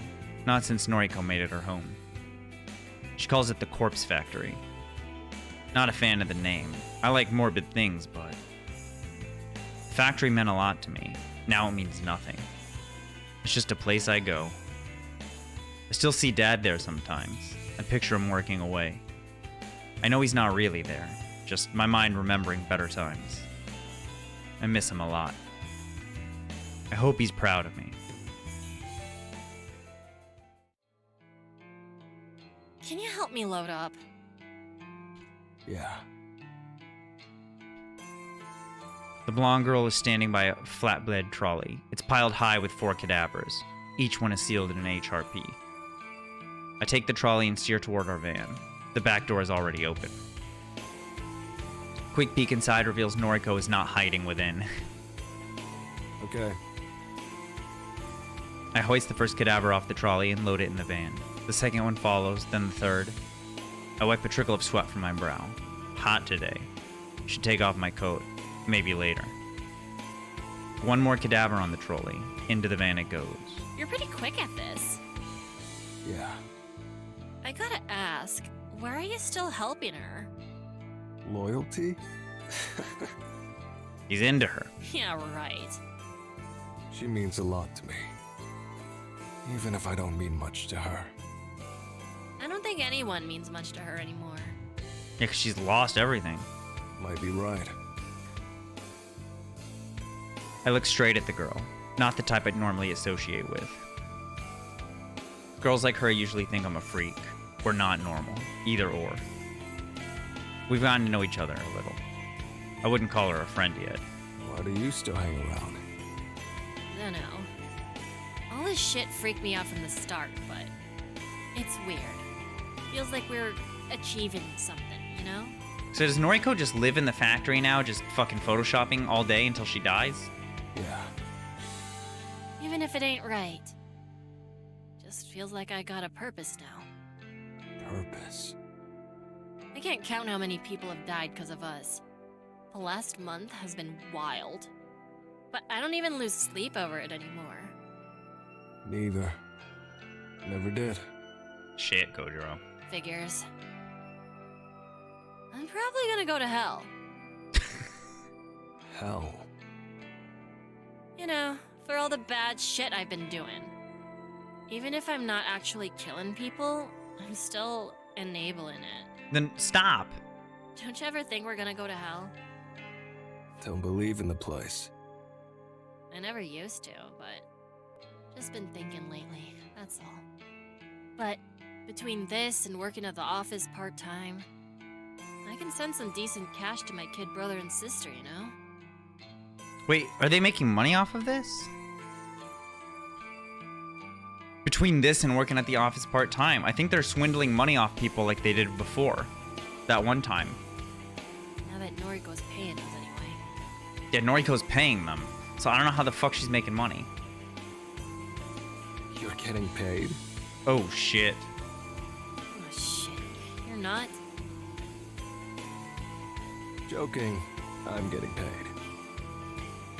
Whew. That would have been awkward. Girl yawns and shuffles on the spot. She looks back to the factory. The roller door at the loading dock is wide open. Bring the trolley? Okay. She walks away. I grab the trolley and wheel it back to the loading dock. I abandon the trolley and step inside the factory. Holy shit. You guys see all these corpses now? Boom, boom, boom, boom, boom, boom, boom, boom, boom, boom, boom, boom, boom. Yo, how are they getting away with this? How are they getting away with this? The outline of a sleeping body in the corner begins to stir. I make my way to the futon lying on the cold concrete floor. Oh, so she just lives here now. It's a worn out thing. Frayed fabric, torn edges. Lying on top of it, covered by a thin blanket, is the girl of my dreams. Huh? What time is it? Time to get up. Come on. Got work to do. Just for you, Omni. There's your queen. Aww. How many deliveries today? That's the other girl. I'm just the muscle. I reach my hand out to her, same way I do every morning. She never takes it. Instead, she slowly climbs to her feet without assistance. She's still wearing yesterday's clothes, yesterday's makeup, yesterday's sweat. She's gorgeous. When are you going back home? This is my home now. You need a shower. I'll pretend I didn't hear that. My place smells terrible, like rotting flesh. I can't get the odor out. It's been getting worse since I first moved in there. This place smells too. Look at what's around you. We gesture towards the racks of cadavers that fill the factory. We acquired some warehouse racking some time ago. It didn't take long for us to fill most of the shelves with cadavers. The industrial air conditioner we installed stabs off the decay for a little while, but not long enough. Because there's holes in the roof! Look at the holes. Back right, back left. Left, right around Noriko's head. There's holes in the roof. We try not to let each cadaver remain here for more than a few days. But sometimes we forget. And it's so cold here all the time. And it's not like Dad's factory at all. The stench could make anyone's eyes water. We just seem to be getting used to it. I like it here. The smell here is different. It's nice. Okay. You probably have requests to work on. I'll leave you be. Dude, Fed, they still have to check the van to see if she's hiding in it. Noriko doesn't say anything. A thoughtful expression covers her face. I make my way back to the trolley. We've been overwhelmed with work lately. It seems like Corpse Girl's website has become the next big trend in Japan. Dozens of requests pour in every day. A lot of people are wanted dead. I don't care about the reasons why. I just do the work. It's all for Noriko. Couldn't care less about Corpse Girl's ambitions or whatever she normally says. I want to prove to her that I'm useful, good, worthy. This is the only way I can think of to earn her love. I told her I was doing it for corpses, wanted to get my hands on some for myself. But that was a lie. All of it. Why would I need her to acquire corpses? I work at a morgue. I've been stealing them for years. Just needed her to believe she could motivate me, bargain with me, control me. When she achieves her goals, whatever it may be, I'll talk to her, a heart to heart. Maybe I'll even propose. I'm gonna loop back and say that he is the writer. Remember when I said that I thought he might be the writer of that book series? I'm gonna loop back and say he is the writer and actually did all that shit with corpses. I can't let a girl like her slip away. She's too precious, too beautiful, too brooding and macabre. And I need her. It's as simple as that. Since the first time I laid eyes on her over a year ago, that day she moved into her apartment. I've kept close by ever since. I must have her. I will have her. What were y'all saying about how they're not the same person, her and the neighbor? Kept a close eye on her ever since she moved in a year ago? I'll do anything for Noriko. Wait a second. Or maybe, remember how she said there's a stench that's permeating through the apartment that smells like mold or something disgusting in one of the units? Remember? Is it a coincidence? Physical labor always makes me hungry. A normal human trait, I would assume. I take a seat at the restaurant and place an order once the waitress arrives. Waiting for a meal is boring. I decide to read. Today's book is Face Photography. I borrowed it from Noriko. She doesn't know. When I flip open the cover, I'm reminded of why I started coming here. I once saw Noriko at this very same restaurant. She was eating omurice and reading Strange Flower. She didn't eat much, 3 mouthfuls if I recall correctly. But she read her book until the restaurant closed. I learned then that she's a girl that would rather feed her mind than her body. I'm personally the opposite. I love to eat. But I find Noriko's traits endearing. It's hard not to fall for someone in love with educating herself. It also touched my heart that she chose to read the book I lent her. Come to think of it, I never did get that back from her. It's probably overdue at the library now. Maybe I shouldn't show my face there again. Add it to the list of places I can't visit anymore. My meal arrives. Omurice. I dig in. It's tasty. I assume this is Noriko's favorite. Funnily enough, it was Dad's favorite too. I devour the dish in a few minutes. I like to lick the plate clean. Always earns a funny look from the staff. The heat from the meal has fogged up my glasses. I take them off and wipe them clean on my shirt. I know you. Thanks to my natural blurry vision, I can't see who sits down across from me. Quickly return my glasses to the rightful place. Go Jimbo, right? Yo, it's the boyfriend. This is the boyfriend, Omni. Kojiro, I don't think so.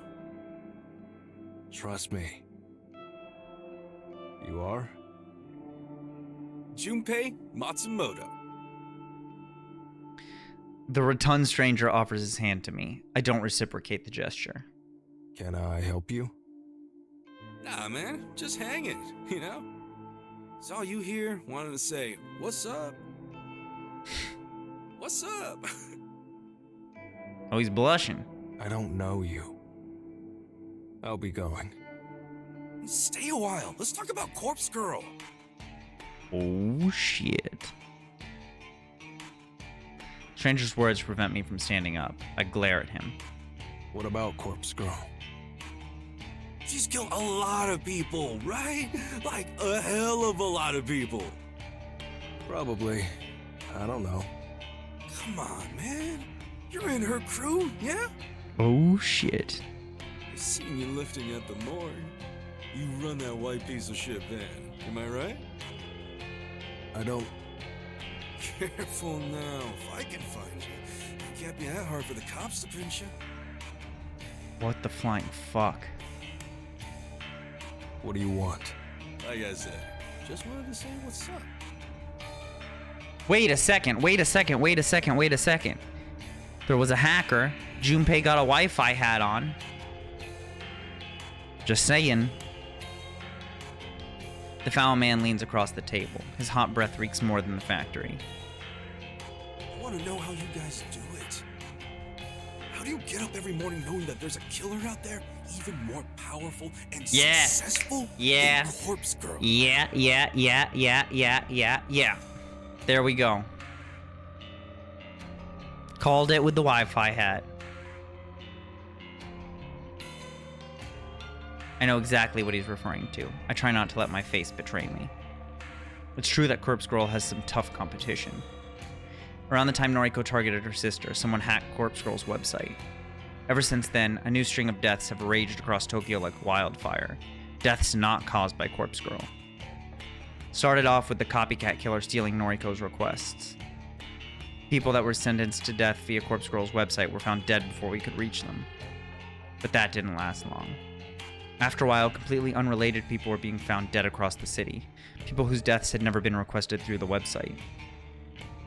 Because of that, we stopped worrying about it. Noriko was happy as long as her own victims weren't being poached. She didn't care if someone else was running a similar operation, as long as they kept her hands off her prey. I haven't given it much thought since. And then this guy appears out of nowhere. It's pretty damn obvious that he's involved with the copycat killer. Because it's Aoi. It's Aoi. It's Aoi is the copycat killer. He's seen me around, knows what I've been doing, knows that there are two separate powers out there killing. Doesn't take much to figure him out. What's your method? Excuse me? You kill faster than Corpse Girl. How?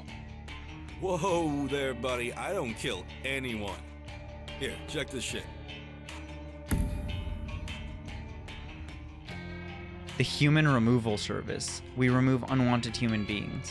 Take advantage of our fee and efficient removal solutions. Fill in the name and address of a human being you would like removed.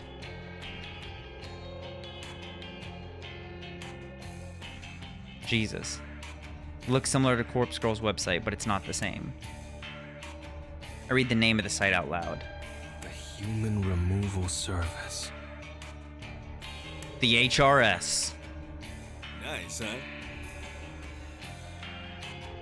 What is this? Just read it. I do as I'm told. There's a paragraph of information below the site's title. We remove unwanted human beings. Take advantage of our free and efficient removal solutions. Fill in the name and address of a human being you would like removed. Following that text is a form to be filled out, just like the one on Corpse Girl's website. Yo, what if Aoi killed the first victim? I think I get it. This is the copycat's own website. They are running an identical operation, accepting user requests for victims' details and then somehow carrying out killings. But how far do the similarities extend? Are they creating corpse photos to send to their victims? Are they forcing victims to kill themselves or carrying out premeditated murder? Are they delivering corpses to victims? You involved with this? Nah, just a fan. Used to be a Corpse Girl fanboy. That shit was wild. Then I discovered this site. It's so much cooler, more profesh, you know? The guy leans in once more. I even used this site once. What happened? The guy I wanted to die, he disappeared off the face of the planet within 24 hours. Who did he request? Can you believe it? And they're offering the service for free. There's no doubt about it. This guy is involved with the copycat and this website. He's here to taunt me, pressure me. He knows who I am. But what's his endgame? Can I try the site? Sure, man. Type the web address into your phone. I retrieve my phone from my pocket and enter the site's address. It loads quickly. The Human Removal Service. I bookmark the site, then scroll down to fill in the name field. Was it Matsumoto? What? He's gonna request Junpei right in front of him. Yes. I type in Junpei Matsumoto. The next field requests an address. Where do you live? Hey, wait just a second. What the F are you doing? Address, please. You're a psycho. Don't put in my details. Why are you worried? Not like the killer will target an accomplice. Of course not, but still. Such a dick move. Oh, he admitted he's an accomplice. Got him. I stand up and pocket my phone. Later, Junpei. Freaking weirdo. His face is contorted into a foul grimace, like he just swallowed something sour. I leave the restaurant. Are they that much better, comedy?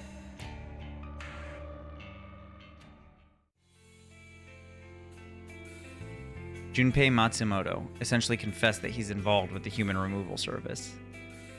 He agreed that he wouldn't be targeted if I entered his name on the website. He admitted to being an accomplice. Listen, listen, listen, listen, listen. Comedy, we haven't seen their operation yet. They didn't say that. They just said off the face of the earth in 24 hours. They have no clue. Don't know if he figured out what I figured out. Don't care. I need to tell Noriko.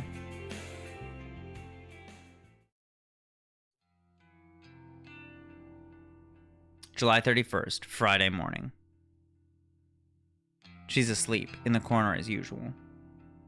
Her laptop is beside her. The power cable is plugged into a portable generator. She's still in the same clothes, still wearing the same old makeup. I wouldn't change a thing about her. How I wish I could lay next to her. Bro, she hasn't showered in days, and she's been laying next to corpses. Wake up. She stirs. I extend my hand. Kojiro? It's still early. Need to talk. It's important. She rubs her eyes and yawns. What is it? Look. I hold out my phone and show her the copycat's website. Her eyes widen as she slowly reads the text. Her jaw drops ever so slightly and she looks at me in shock. How did you find this? I've been searching for weeks. I've tried so hard to find how the copycat is choosing victims. But there's absolutely nothing about this anywhere. Met a guy yesterday. Someone involved with the site. You're kidding. Serious. Junpei Matsumoto. Big guy. Rude. Unlikable. Knew who I was. Knew about the morgue. Shit. He knows? Don't know how. We need to kill him. Whoa, Kojiro, okay. How?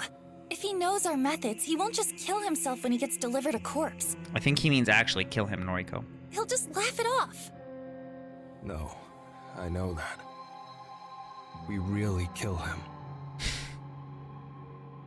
Noriko is silent. It's the unthinkable, something we've never done before. I don't know if I can. Because you're frail. I can do it. I don't want to kill the guy. I need to kill him. It's for our own safety. With him alive, our secrets are compromised. He knows me. He may very well know Noriko. Junpei Matsumoto? Why does that name sound so familiar? Check his profile. Noriko doesn't waste any time bringing up his noise profile. Oh, shit! I peer over at her phone. Sure enough, the profile picture matches what he looked like. Hard to forget a guy like that. This is Aoi's boyfriend. Aoi, your friend. Aoi, the girl that Noriko never stops talking about. The cute and shy one. The one I've followed more than a few times out of curiosity. Wanted to see what constitutes a friend of Noriko's. Needed some tips. Is she dating Junpei? Strange match. Is this for real? I met Junpei some time ago. Maybe last month? Right when you had your psychotic breakdown. I see. Are they still together? As far as I know, I haven't spoken to Aoi in a while. Wait. I wonder. What? Never mind. I need to think some things over. Okay. Kojiro, you remember the photo of my sister's corpse, right? Not the one that I crafted. The other one I found on her phone. Mm-hmm. Sure. You remember the instructions written on it? Stabbed Shuji at the party, right? That's what we're thinking. Spot on. I think she might be Corpse Girl too. The copycat must send instructions written on corpse photos. I have a feeling the instructions always relate to killing other people. Other people whose deaths have been requested. That makes sense. I get it. 2 kill birds with 1 stone. Send 1 corpse photo to a victim and have them kill another victim. It's efficient. That's how they've racked up so many deaths so quickly. Exactly. We can only rely on news reports for the numbers, but it's pretty clear that the copycat has claimed a few hundred lives in Few the past hundred? month at Yo, how least. soft are people? And we're up to 164. Yes. 164 deaths caused by Corpse Girl. We've delivered twice as many corpses as that. Our success rate is about 50%, and it has been dropping rapidly. It would seem that Corpse Girl's rising popularity is having a detrimental effect on our success rate, which makes sense, because people watch the news and shit. As public knowledge of Corpse Girl increases, the fear of receiving a corpse decreases. People are starting to figure out how the method works. If they don't cave into fear, they don't kill themselves. It's that simple. That's what I'm asking, Fed. How did they end up with 9 million corpses lining the entire factory and no one arrested them? In most cases, which the victim has survived, they simply brush off the attempt on their life. They call the police, have the corpse removed, they go on with life. We haven't been doing so well lately. But the deaths across Tokyo, the ones unrelated to us, are expanding at an exponential rate. Seems that way. Then our rival has a more foolproof method of killing. Is it as simple as adding instructions to a corpse photo? Threatening someone with death unless they carry out the instructions? There's gotta be something else. And then, if victim A receives a corpse photo, follows the instructions, and kills victim B, how does victim A also end up dead? Victim A gets passed on to victim C. Surely it's not suicide at that point. Why follow the instructions to spare your life and then kill yourself anyway? Or victim A and victim B get sent each other's photo. It doesn't add up. How are they killing so many people so quickly? Don't know. It's true, I have no idea. I pride myself on always being in the know, but this is beyond even me. However, I do know how to find out. Make a request. Maybe I'll pay Junpei a visit. See what information I can. Nope. I don't like it, but it may be our only chance. Get as much information as you can from him, then dispose of him. Yo, shit. Now Noriko's in to kill him because she knows he's dating Aoi. Her words cause a flare of adrenaline inside me. I won't let her down. She has given me a task, an important task. I'll show her what I can do. On it. Good luck, Kojiro. And be careful. Of course. Later. I'm thankful that Noriko looks away just before a smirk splits my face in half. I take my leave.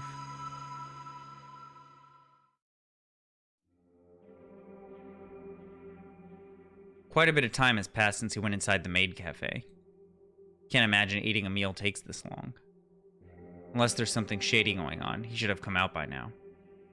My knees are beginning to hurt from crouching. I could stand up, but then I'd be more visible.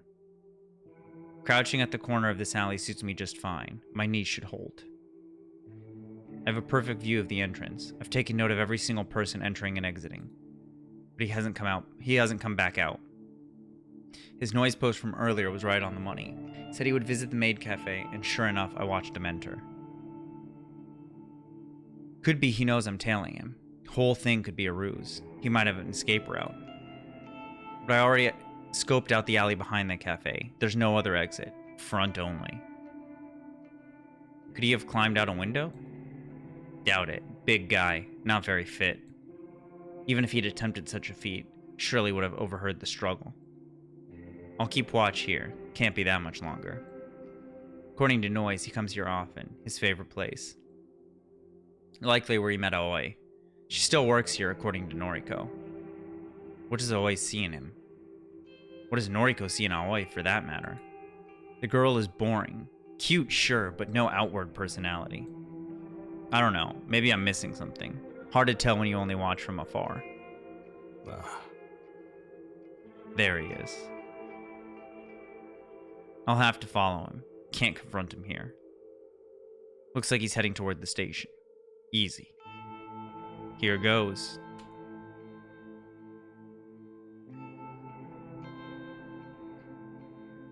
I can't believe this guy traveled to the very end of the train line. Took nearly an hour to get here. If his home is all the way out here, why does he travel so far just to visit a maid cafe? He wandered into this underground parking lot, so I'm guessing his apartment building is above this little tomb. No one else around. Hey, is someone there? Guess I'm not as stealthy as I thought. Huh? Kojimbo? Junpei Matsumoto. The fuck? You follow me home, dude? That's right. Have some questions. Not cool, man. Could've just DM'd me. Yo, Junpei is dumb. No. I stride up to him and press my chest against his rotund belly. Standing this close, it's easy to see that he's actually younger than I thought. I'm nearly a full head higher than him. Despite his bulky build, I don't think I'd have any trouble crushing him in a fist fight. Back off, dude. I'm warning you. I don't think I'll do that. Question 1. Hey, I ain't playing your games. Who runs the human removal service? I ain't telling you that. Question 2. How are the victims of the website killed? Fuck you, man. Question 3. Shut up! What is your role? I've listed the questions in order of importance.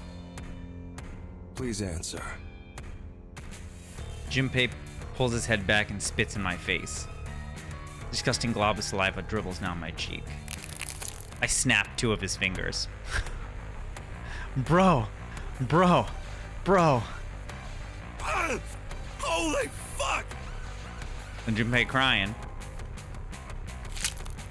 The knuckles within the blubbery digits break inside my fist as I bend them in the wrong direction. I savor the sensation of shattered bone grinding against the shattered bone as his knuckles splinter and pierce his skin. Question 1. Who runs the human removal service? Junpei wrenches his hand away from mine. He clenches his other fist. He looks prepared to launch an attack, to launch it at my face. The punch connects perfectly against my jaw. I cock my head a little, riding the momentum of the impact. A tooth comes loose in my mouth. I think it's a bottom canine. I swallow it. Turning my head back, I lock eyes with Junpei. Question 2. How are the victims of the website killed? Shit! You want another fist in the face? My freaking fingers! Question 3. What is your role? Junpei tries to lash out with a kick to my shins. He's slow. He's just not cut out for a fight. I step aside and his leg flails limply. Completely off balance, he falls and lands on his rear. I move toward him and stand over his recumbent body. I've listed the questions in order of importance. Please answer. Help me! Someone help me! This psycho is trying to kill me! I can't help but sigh loudly. I run my tongue along my gums, feeling for the gap created by my missing tooth. Definitely a canine that I swallowed. Bit of an inconvenience. Have to get a false tooth now. Wonder if Noriko will think less of me. Question 1. Fuck you! He madly tries to kick my ankles. His feet slap against mine with no force or pressure. Who runs the human removal service? The guttural beastly growl that spews from his mouth is the desperation of a cornered dog. I don't much believe in kicking someone while they're down, figuratively, nor literally. I kick him in the ribs, and his howl of anguish repeats itself. Sometimes you have to do things you don't believe in. I kick him again and again and again. 1 or 3 of his ribs shatter against the toe of my shoe. It's a crunching sensation, like kicking the ribs of a cadaver. I suppose the comparison isn't really necessary. Stop! Please! The slow, desperate plea is completely different from the urgent howls of frustration just moments ago.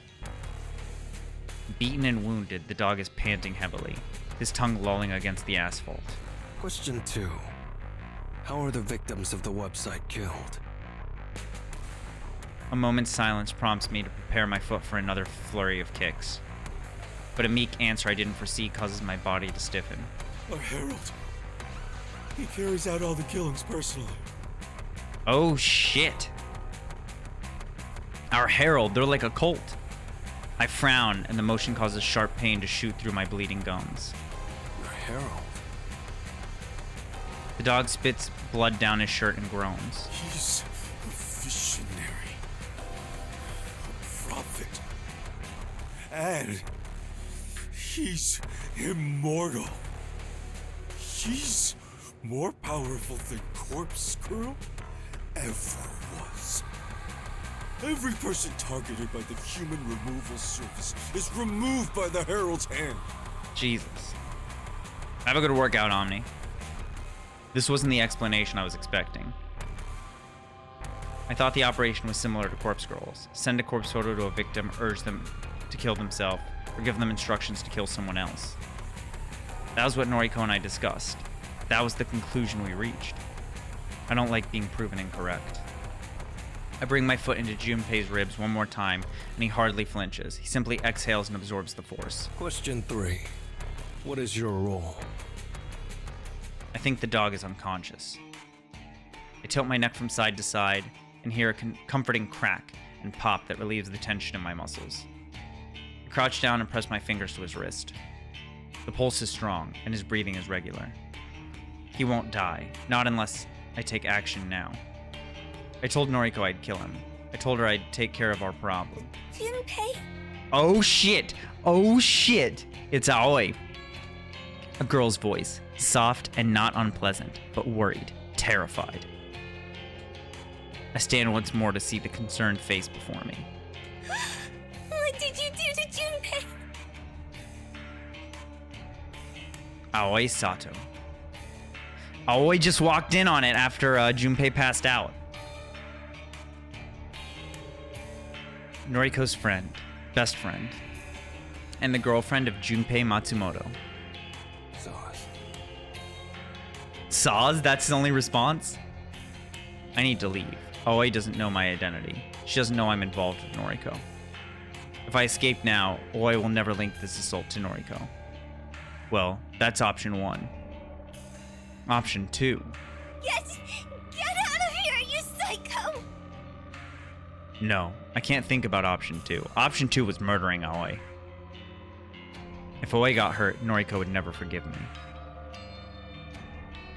I can return to finish Junpei another day. I know where he lives now, after all. Later. I turn on my heel and I leave the sobbing girl to tend to her wounded dog.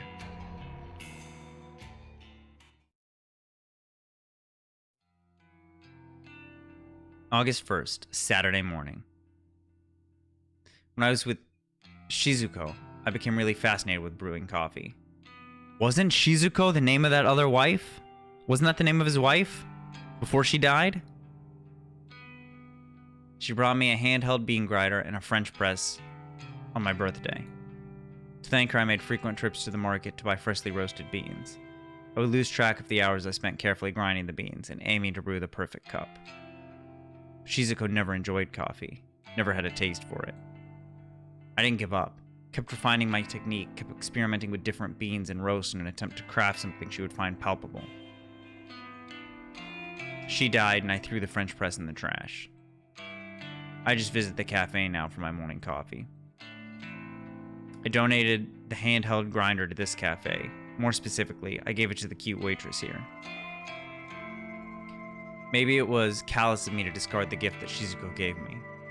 Should have torn me apart to throw away something that symbolized what we had together. But 3 years isn't so important in the grand scheme of a lifetime. Besides, I have someone else now. Well, I don't have her, but I want her. Noriko reminds me of Shizuko in some ways. In other ways, they couldn't be more opposite. When the takeout coffee I ordered is ready, I leave my money on the counter and grab the paper cup. A quick sip of the piping hot brew fills me with renewed life. The liquid scalds the area where my tooth used to be. Not much for it. I'll go to the dentist some other time. Coffee in hand, I leave the cafe and make my way to my next destination.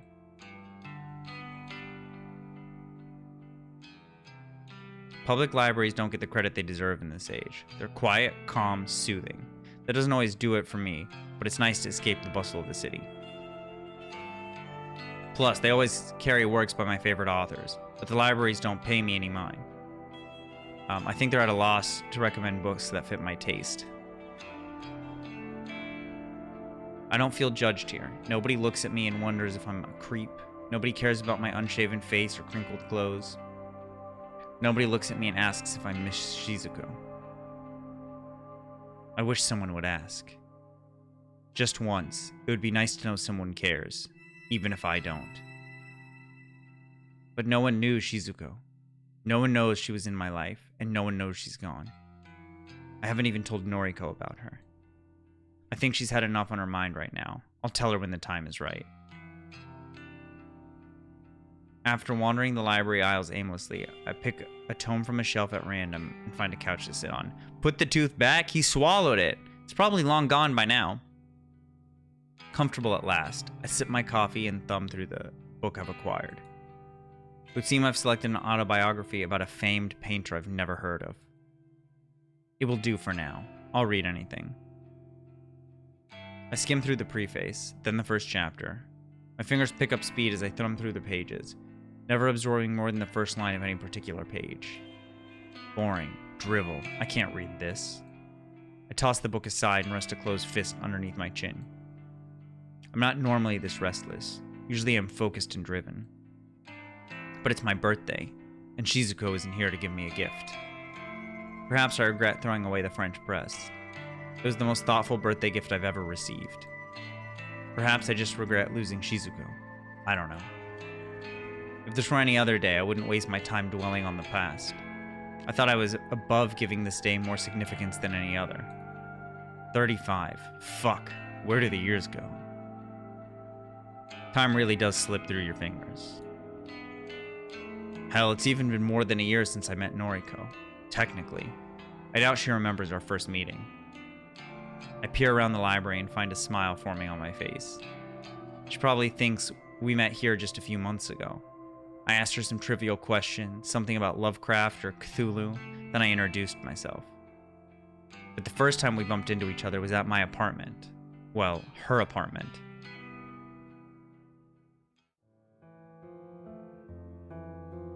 It was a fully furnished apartment. Didn't have to take much with me when I left. I bet it looks much the same today as it did back then. I returned to collect a few last things, a couple of blankets in the closet, a broom and a dustpan, a few knuckle bones, the usual stuff. Knuckle bones? I wanted to say goodbye one final time. To my surprise, she was there. She was chatting to the landlord casually, inquiring about the terms of the lease. I must have frozen in my tracks when I saw her. I know that I spent a good few minutes simply staring at her. She was beautiful, gorgeous, breathtaking. And she looked like Shizuko. She looked so much like Shizuko. She shook hands with the landlord. She said her name out loud. Noriko Kurosawa. Her name stuck in my mind. I replayed it over and over in my head. The landlord accepted her offer for the apartment. Noriko had been moving in, making the place her home. My place. I must have bumped my shoulder into her by accident when I tried to squeeze past. She apologized. I apologized. Zaz was just leaving. Oh, no, please. It was my fault. I'm very sorry. Did you live here? Yeah. I see. Thank you for taking care of the place. I'll be moving in soon. I see. Did you like it here? Yes, very much so. It was home. I'm glad. I hope that I feel just as comfortable here. I nodded, but didn't pull my eyes from her face. She walked away after gracing me with a polite bow.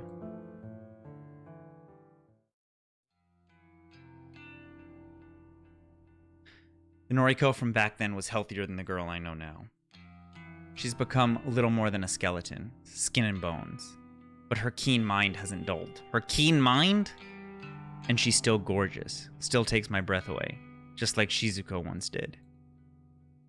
But she refuses to leave the factory. She refuses to return to her apartment. Occasionally, Tomoe will go and fetch the things she needs. Clothes, tiny portions of food, coffee mostly. At some point, I got delegated to selecting the most suitable cadavers from the morgue. Also, Noriko doesn't have to visit the morgue herself. She gives me a bunch of photos, and it's on me to pick and choose cadavers that best match them. Not my favorite work. It's tedious. I don't have the eye for detail that she does. But I do what I can. Ouch. My phone begins vibrating violently in my back pocket. I didn't realize I was sitting on it. Yo. Where the hell are you? Library. Don't you have deliveries to make today? I'm just taking the morning off. You didn't ask me about that. I told Tomoe. Well, she didn't mention anything about it to me. Zaz, I'll see you in a few hours anyway. Damn. I just wanted to chill this morning. My birthday. It's your birthday? Yeah. I didn't know. Happy birthday. Thanks. Okay. I'll see you this afternoon. Bye. Later. She sounded mad at me. In my defense, I haven't taken a day off from Corpse Girl's work for weeks. Didn't think taking this morning off would be too much to ask. Apparently, it rubbed her the wrong way. But juggling this work as well as my morgue duties is tiring. Don't get much time for myself. Don't get much time to think. Probably why Shizuko's face doesn't pop into my mind as much as it used to. My theory, anyway. I drain the remnants of my coffee cup. After returning the unread book to the shelf, I leave the library.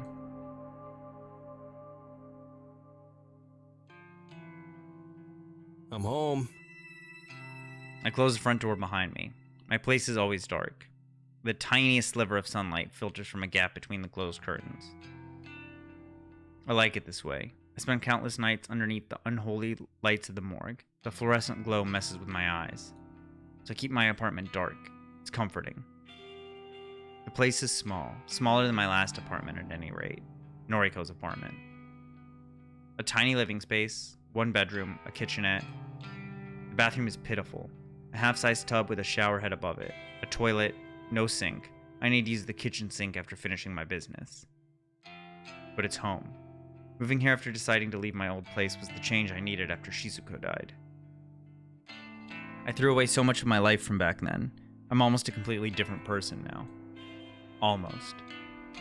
I've kept my habits, mannerisms, parts of me people find weird or off-putting. Can't help it. That's just how I am. All those quirky attributes that Shizuku couldn't stand, they're still with me. She's gone, and I'm still here. Come on. I shake my head at the sound of my own voice. What a birthday. What a pointless day. Dwelling on the past doesn't suit me. I moved on from Shizuku a long time ago. I'm only stuck on her today because of my birthday. Because this day reminds me of that damn French press she bought for me. But it's gone now, and she's gone. All that remains is me. That's the way it always has been. Probably the way it always will be. Enough. Time for work. I don't feel like staying in and relaxing. I shuffle toward the tall, narrow cabinet in the far corner of my living space. I hoist the door open and look at my clean, white coat. It's not stained or dusty like the one I keep on display near the window. It's my good coat, the one I reserve for special days, like my birthday. The white coat is resting comfortably on a white mannequin inside the white cabinet. I hate the color white. It serves no purpose. Despite its useless color, the mannequin holding the coat does serve a purpose. It carries my treasured possessions. Perhaps mannequin isn't the most fitting word for it, but it will do. Oh my god, it's a corpse. As I grab my coat, the sleeve catches on the mannequin's fingers. It's a corpse. I tug at it gently and manage to release the coat from the mannequin's bony limb. Please don't be his wife's corpse. Later. Habit of mine to say goodbye to empty rooms. Used to be funny when the rooms were truly empty. Not so funny anymore. Now when the face that stares back at me from within the cabinet. Nothing to do about it. He definitely keeps a corpse in there 100% to hang his coat on. Thanks. I don't have a gift for you. I'm sorry. All good. Noriko runs her hand along her opposite arm shyly. Not like her to act so awkward and embarrassed. I just didn't know. That's all. I know. It's messed up. She seems truly disappointed in herself for not knowing about my birthday. I looked at my noise feed, and it even has a notification that today's the day. I'm sorry. I don't have a reasonable excuse. It's fine. Really. What's on the agenda today? I want to break away from this discussion. I hate my birthday. I hate Shizuko for leaving me. Noriko sweeps a stray strand of hair behind her ear and contemplates the question. 12 deliveries. Tomoe has already prepped the bodies. She's waiting in the van. I've sent the photos to the victims. Only 12 today? We're not getting many new requests. All of today's deliveries are just part of our backlog. There aren't many corpses left here, actually. We've managed to work our way through most of them. Have to visit the morgue again soon. I see. Things seem to be slowing down. Yeah, because the competition. Copycat is stealing our business. I just know it. Maybe. Oh, that reminds me. Whatever happened to Allie's boyfriend? What do you mean? I can't believe I forgot about it. You were going to kill him. Oh, yeah. Somehow I'd forgotten about that too.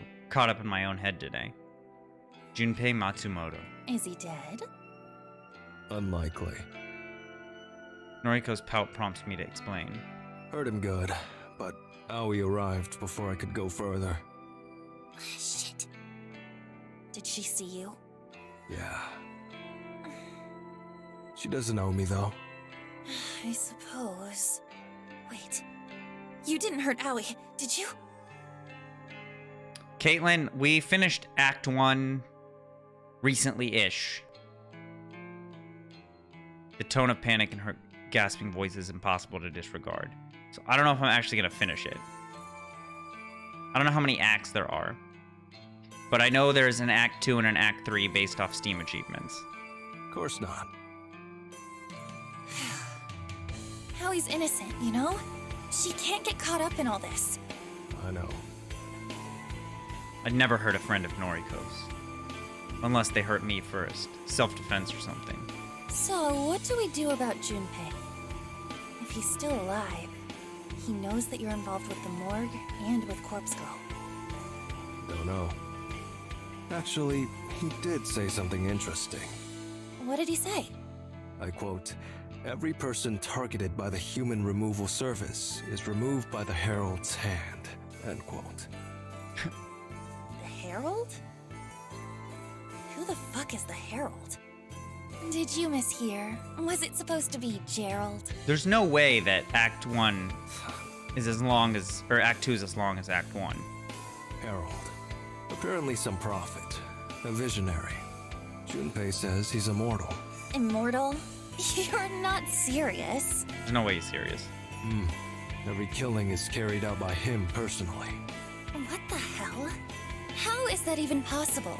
How can someone kill so many people without getting caught? I shrug. My tongue subconsciously licks the gap where my tooth once was. Guess he's good.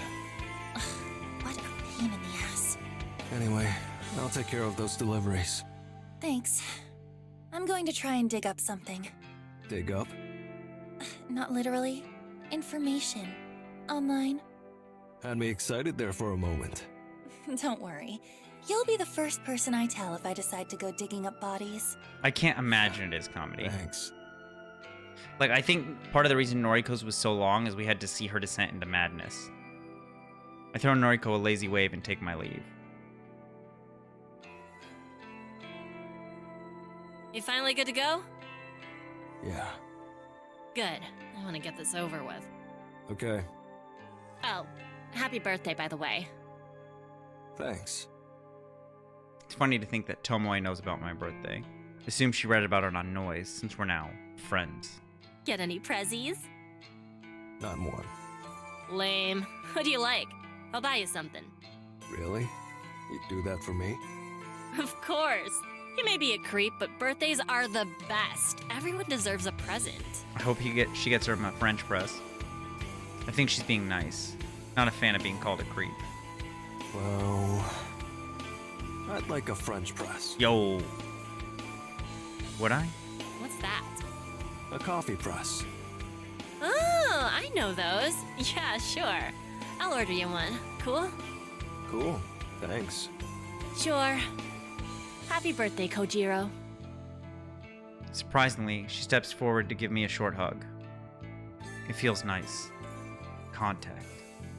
She's warm, not like Noriko, or the way I imagine Noriko to be. Her hair smells wonderful, like coconut. I'm not sniffing it on purpose. I'm not trying to play up my reputation as a creep, but it's impossible not to smell it when we're this close. Her fingers tap against my back a few times, and then she releases the hug. A smile as warm as her touch spreads across her face. Come on, let's get going. Yeah. Tomoe opens the van's driver's side door and scoots inside. As the door shuts behind her, I can't help but entertain the thought of what she would be like to have as a girlfriend, a partner, a lover. She's nicer than I originally thought, heart's in the right place, but she's not Noriko. I shake the fleeting thoughts from my mind and urge myself to get on with things. Delivery time.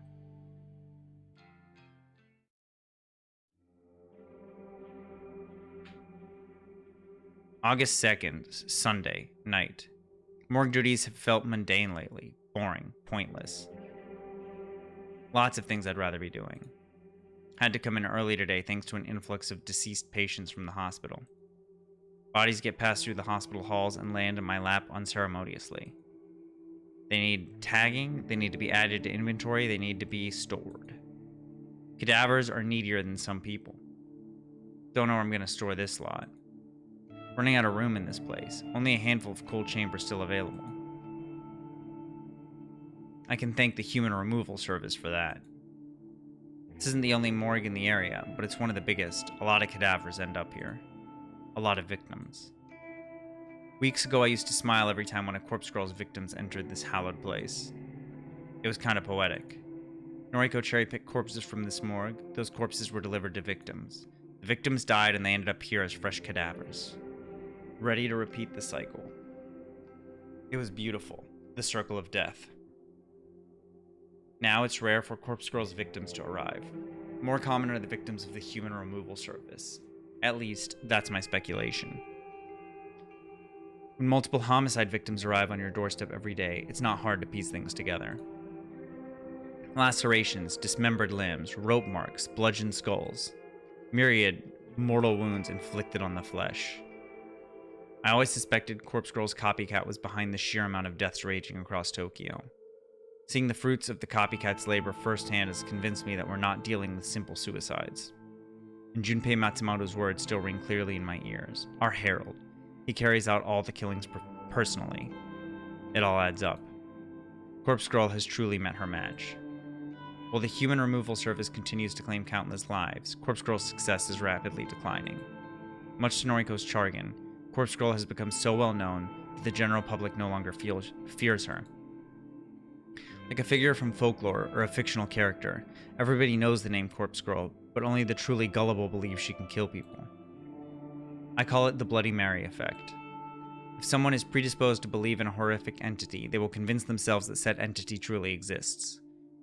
When targeted by Corpse Girl, such a person will succumb to suicide in an attempt to escape a potentially more grisly fate. In reality, they simply play right into the trap that Corpse Girl laid for them. Those that treat Corpse Girl as no more than an entertaining piece of folklore, like Bloody Mary, are immune to the fear. Someone like this can receive a photo of their own corpse and shrug it off as no more as a threat than a spam email. It's ironic that the success Noriko sought for so long is the very thing that has rendered Corpse Girl's methods ineffective. I wouldn't say all of this to Noriko's face. She's well aware of the situation. As for the human removal service, no one seems to know about it. There's no mention of it anywhere on the internet, anywhere I can access at any rate. Police investigating the string of homicides haven't mentioned it. If the site relies on users to request deaths, I'm at a loss as to how people are learning about it.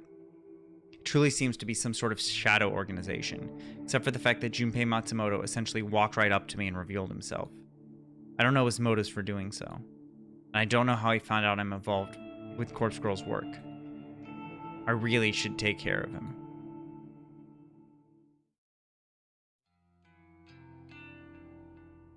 August 3rd, Monday morning.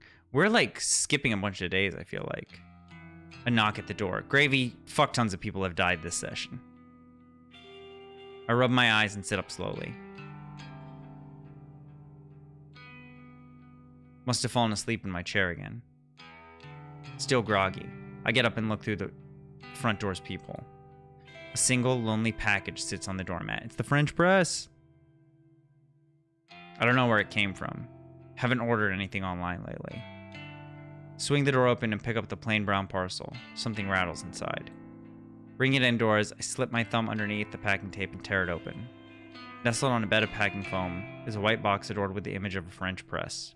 A coffee maker. Tomoe. That's right, this is a gift from Tomoe. She really brought me a birthday gift, something that I truly wanted. My friend, Tomoe. After putting the package down, I retrieve my phone and open up Noise. Thank you for the birthday present. You got it already? Just now. It's a good brand too. Sweet, glad you like it. Maybe I'll brew you a cup one day. Haha. Yes, please. Extra sugar. You got it.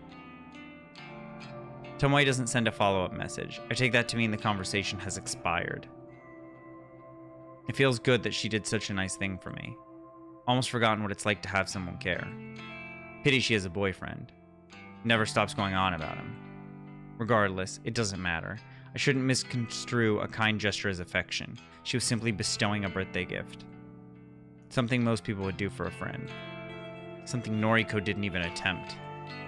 Don't know how to break down Noriko's barriers. Been trying for a long time. She just never seems to warm up. Maybe chasing her is a lost cause. But I'm tired of being lonely. I'm so tired. Noriko, Tomoe, I don't care. If either of them would accept me, I would give them everything I am. I just don't want to be alone anymore.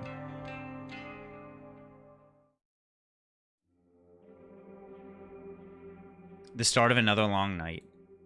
Alone like always. The cadavers can hardly be called company. They don't speak, don't laugh at my jokes. Not like living people laugh at my jokes anyway.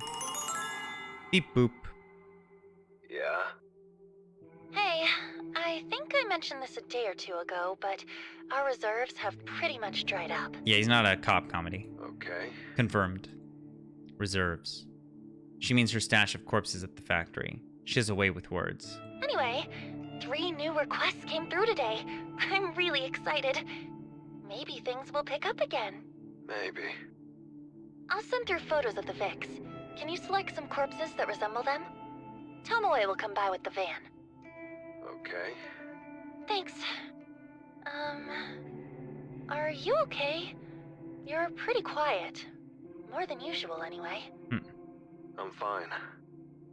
You're not fine. I see. Well, thanks. I'm sending the photos now. Message me when you're done. I'll send Tomoe over. Yeah.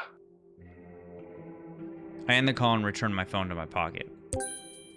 It vibrates 3 times in quick succession as Noriko's photos automatically download. 3 requests. Not much, but enough to lift her spirits. Scan the array of cold chambers lining the walls. This place is packed to the gills.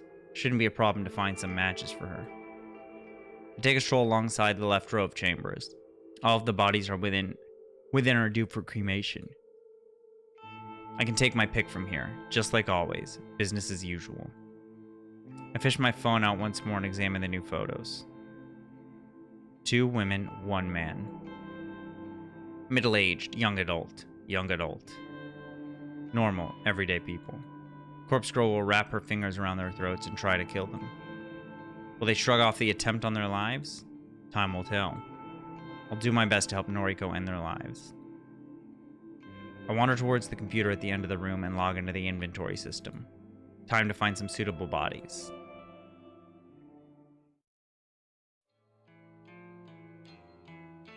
August 4th, Tuesday afternoon. I like the pacing. The corpses you picked out are good. 2 of them, anyway. I like the pacing of Kojiro's story way more than Noriko's, to be honest. What's wrong with the third? He looks a bit too old. Older than the victim, at any rate. I see. Sorry.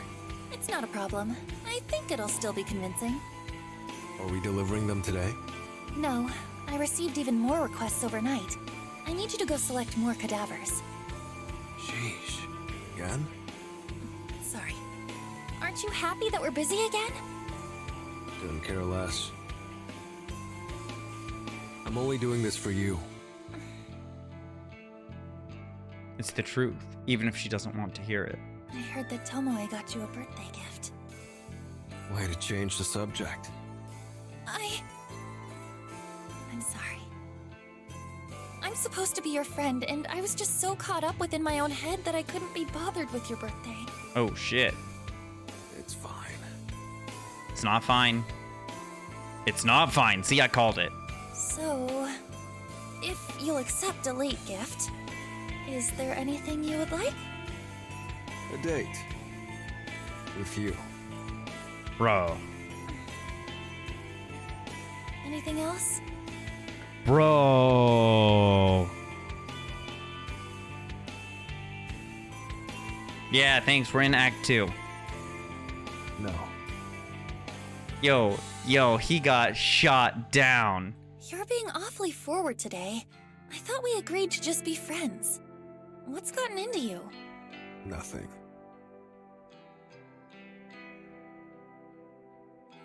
Forget it. I have to look away from her to prevent her from seeing the snarl on my face. I'll go pick out some cadavers for you. Later. Damn. How many visual novel games that I've played? I've played a bunch. I've only streamed a couple, but I've played a lot.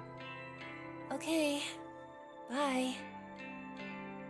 I step away and mutter to myself. Stupid. I'm so stupid. Why am I acting so desperately around her all of a sudden? Because somebody was nice to you. Yo. What kind of hello is that? Frick. Saz, in a mood. Always the case with you, ain't it? Seems to be. She gets me. No, he's gonna shift his focus. He's gonna shift his focus over to Tomoe.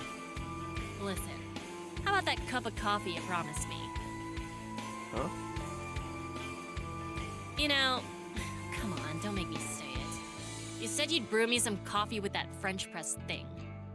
And, well, I could really use a cup, you know. Oh, yeah. I remember. Does he have it with him? Zaz, Noriko has sent me to the morgue. Why? She'd kill ya? No. Takes me a second to get that she's joking. Oh. Tomoe smiles warmly and waves her fingers in the air. I'm gonna go ahead and guess that it ain't every day a pretty girl offers to have coffee with ya. So are we doing this or what? Yo! I can't fathom a reason for Tomoe's recent shift of attitude towards me. When we first started working together, she could hardly tolerate being in the same room as me. And now she wants to brew coffee. She wants me to brew coffee for her? Why? Does she want something from me? Is she in love with me? No, she's not. Definitely not. No one loves me. Even so, I don't want to be alone. How can I refuse her offer? Okay, I can put off the morgue until later. You finally came to your senses, huh? Well, come on then. Let's go to your place. I'll drive. Yo, he has a literal body in the closet at his apartment. My place. The last time a girl visited my home. It was back when I lived in Noriko's apartment. Back when Shizuko. Clucking my tongue serves to distract me from the painful memories. Let's go. Yo, he's gonna have to clean the fuck up and open those shades. This is your place, huh? It's freaking dark in here. Zaz. You a vampire or something? Of course not. I was just outside in the sun with you. True that. Tomoe looks around the small room and stands uncomfortably by the wall. You don't bring girls back here very often, do ya? No. Maybe if you made the place look more appealing, then girls just might want to come back here. She's got a point. You're here. Sure, but I'm complaining, ain't I? True. Why are you here anyway? It's not for coffee, is it? You're a sharp one, ain't ya? Listen. I wanted to talk to you away from, you know. Your boyfriend? No, Noriko. No! Jeez! Away from Noriko! Oh. See, this whole thing's been going downhill, wouldn't you agree? All this shit with trying to make people off themselves? Sure, I'm used to it by now, but shit started to hit the fan. True. How so? Well, there's the business with, what was it? The human removal service? Noriko told you about that? Yeah, of course. We're besties, you know? They've been out there killing, and the police want to shift all the blame onto Corpse Girl. Yep. After all, Corpse Girl is the only killer that has gone public. Her name and website are written all over the body bags we deliver. It's still a weird advertising tactic. People talk and everyone knows about her. It's like 1-800-Flowers. So, of course the police are gonna assume she's behind all the murders. Except, she's not. Not really. A handful of them here and there, but even then, they're just suicides. Corpse Girl. Noriko. She ain't out there slashing necks and drowning people and setting houses on fire. Did you know that we're the Phantom Thieves? She ain't doing any of that shit going down on the news. I know all this. Yeah. I'm just saying, if things keep up at this rate, the cops are gonna find her, Noriko. And she's gonna get locked up for life. I ain't gonna lie, she deserves it. The stuff she's doing is messed up. Damn. Thing is, me and you, we're accomplished. I thought the same thing, Paz. Accomplices? Yeah, that. We're in neck deep. If Noriko gets put on ice, we get taken along with her. I see. You're worried about going to prison. Of course I am. I got people to take care of. What would Shinya do if I got locked up? What would he think of me? Not to mention my little brother and sister. Tomoe's crestfallen countenance makes the room feel darker than it truly is. Her watery eyes break away from mine. She tries hard to restrain herself from sobbing. I can't. I don't think I can do this anymore. No matter how much she pays me, I just can't keep risking it. I understand. This is difficult for her. She's torn between loyalty to a friend and her own freedom. I think your course of action is clear. It is? Yes. You need to step away from the game. It won't do us any good if you're not totally invested. You can make a fatal mistake that has consequences for all of us. And if Tomoe's not there, then Kojiro's the only person. If you're not committed, not focused, it's best that you part ways with Noriko. He's the only person around Noriko. You know, you really are more understanding than you look. I thought you were a total social outcast with no feelings or empathy. So brutal. Thanks. Let me finish. I was wrong. You're all right, Kojiro. I'll take your advice. I'll talk to Noriko and tell her I ain't cut out for this anymore. It's for the best. I guess we won't hang out anymore. Do we ever hang out? Well, our deliveries, our time at the factory. Dunno. Kind of grew to like it. Kojiro. Oh, shit. Now you're guilting her? I forgot. There's something I still need to do for Noriko. What's that? She asked me to go to her apartment and pick up some clean clothes for her. I owe her that much at least. You wanna come with me? Her apartment? Noriko's apartment. My apartment. Not anymore. I haven't lived there for a while, but it will always feel like mine. I wonder if there are any old memories to find between its walls. Okay, I'll come with you. Do I need to break any windows? No, of course not. Noriko gave me her keys. I see. You sound disappointed. I shrug and let her accusation slide.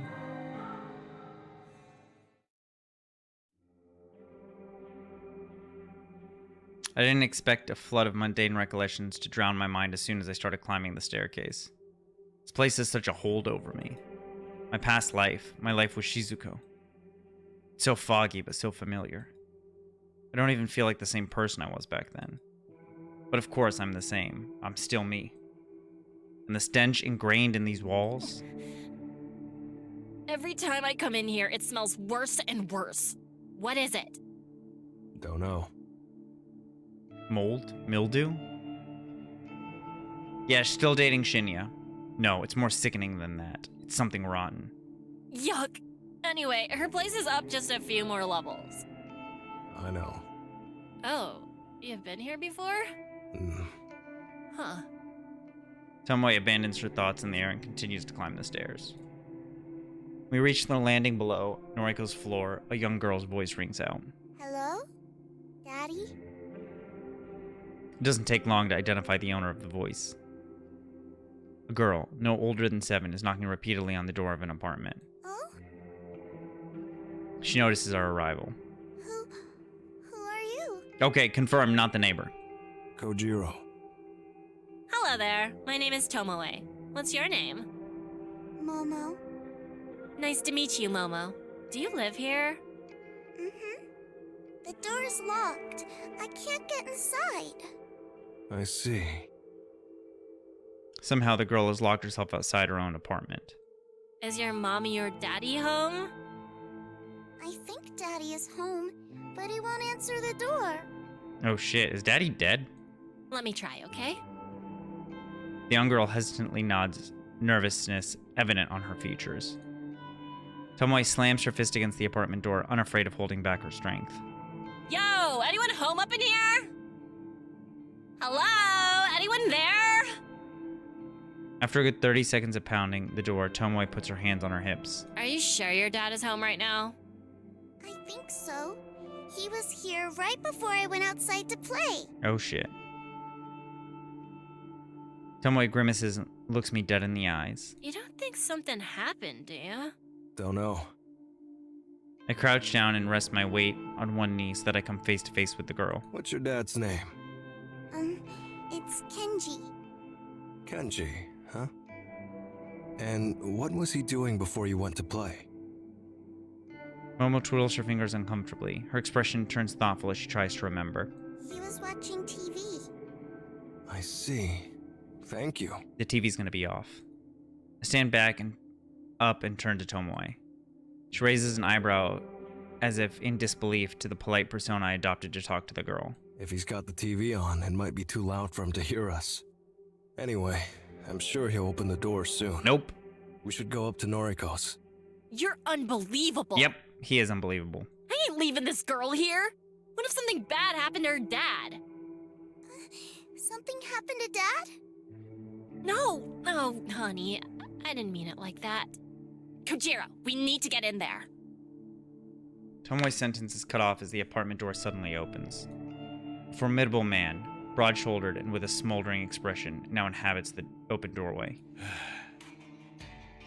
Yo, Detective Fujikawa. Clear the doorway. Why does he sound Russian? Takes one look at Momo and then turns his neck to bark at somebody behind him. The daughter's right here. He's dead. The dad is dead. Bring her with us. Hurry it up. The stern man pushes past me, and I stumble as I try to get out of his way. I don't like being pushed around, but the sight of half a dozen uniformed police officers shuffling out of the apartment behind him encourages me not to retaliate. Daddy? Dragged along behind one of the officers is a handcuffed man in disheveled clothing. No, he got arrested! He got arrested! Yo. Momo! Oh, thank God! Sweetie, Daddy has to go to the police station for a little bit. They think he's murdering. I'm sorry, sweetie. I'm so sorry. Oh my God. Yo, you're right, comedy. You're right. They probably found the fucking... Oh my God, she's been using their internet. Before he can squeeze out another word, the police officers yank him away from his daughter. He's accompanied downstairs and disappears from view within moments. Daddy! Come back! Daddy! The final police officer to exit the apartment bends down in front of Momo. He mumbles something to her, then grabs her shoulders in an attempt to steer her towards the staircase. Let go of me! Daddy! What the fuck is going on here? Tomoe takes a step toward the officer, her fingers slowly curling into a fist. Don't. I clutch her fist in my own and force her to lower it. Don't get involved. It's a police matter. I think she understands my vague warning as she stops struggling against me. Momo. The young girl is escorted downstairs, and Tomoe stands defeated next to me. Act 3 is Momo. What the hell just happened?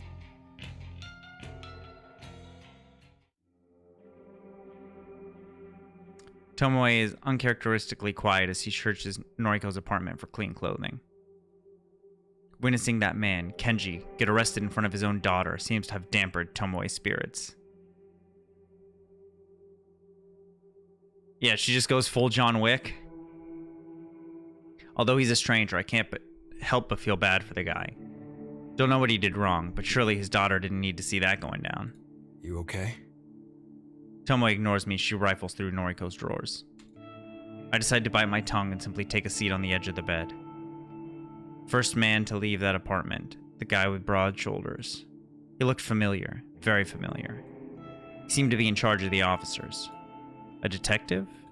Yes, that's it. A police detective. I've seen him on TV a few times lately. He's the one heading up the investigation of the recent homicides. The ones accusing Corpse Girl of being the culprit behind the Human Removal Service's string of murders. Interesting. Then, the man he apprehended, Kenji. Is he involved with the case? Is he a suspect? Is he the Herald? A neighbor of Noriko's? Could it truly be? Could Kenji truly be the leader of the Human Removal Service? I tried to connect all the dots in my mind. He lives close to Noriko. He might have been on speaking terms with her. He might have access to Noriko's computer, her website. Could he have even been the original hacker, stealing Corpse Girl's requests, the copycat? It all seems coincidental, but it almost makes sense. It's more likely than not that the copycat is someone who personally knows Noriko. Someone who has an inside view of her life. Aoi. But what's his motive? Looked like a normal guy, just a father living with his daughter. What could have inspired him to embark on a killing spree? Actually, for that matter, what inspired Noriko to do the same in the first place? Never mind that. It's irrelevant right now. Kenji. Are you the one we've been looking for? Are you allied with Junpei Matsumoto?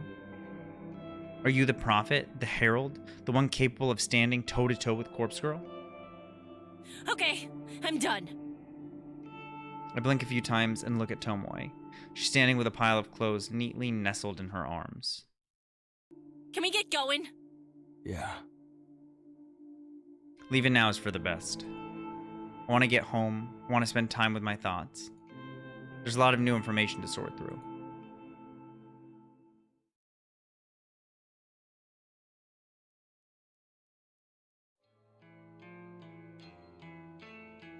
August 5th, Wednesday morning. Not a morning person. Never have been. Running with Noriko has forced me to get up early more times than I can count. Doesn't mean I'm getting used to it. Still can't prevent myself from yawning. Doesn't help that last night was a sleepless one. Couldn't convince my overactive mind to take a break. Even distractions didn't help. Couldn't concentrate on reading. Couldn't focus on tidying the apartment. Nothing worked. Same questions kept bouncing around the inside of my skull. I want to see how long we've been up.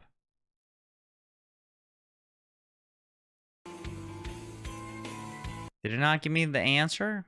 Damn, the bot didn't work. Uptime? Around 3 hours? I'm going to go for a little bit more and then probably call it. I'm getting pretty hungry. When the sun came up, I decided to stop torturing myself and just confront Noriko. Perhaps she has some answers. Wake up. I lean over her near lifeless body and whisper sharply. Don't want to scare her awake. Don't want her to ignore me either.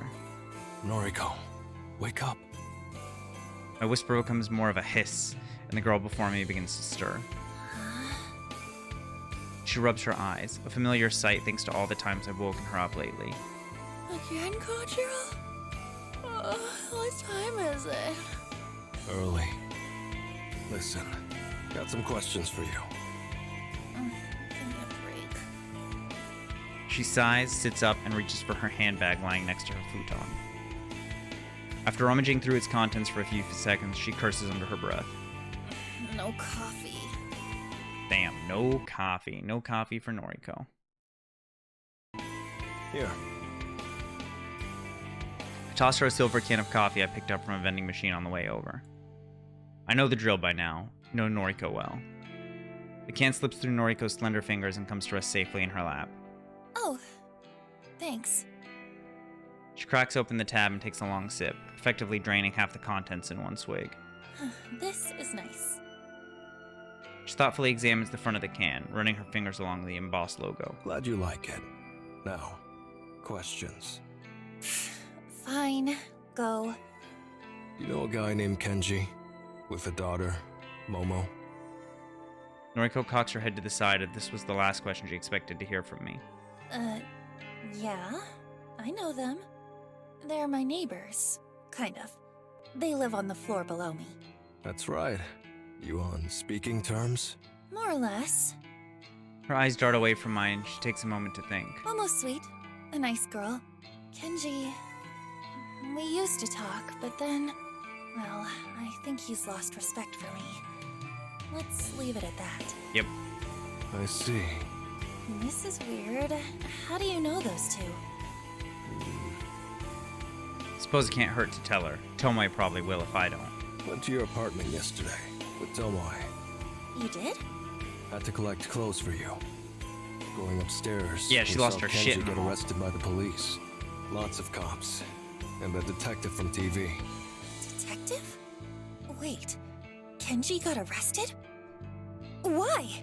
Don't know. They took him away in cuffs. Took Momo too. No, the detective. You're not talking about the one heading up the murder investigations. The one looking you? for you? It's him. Big guy. Fujikawa. Huh? Yeah.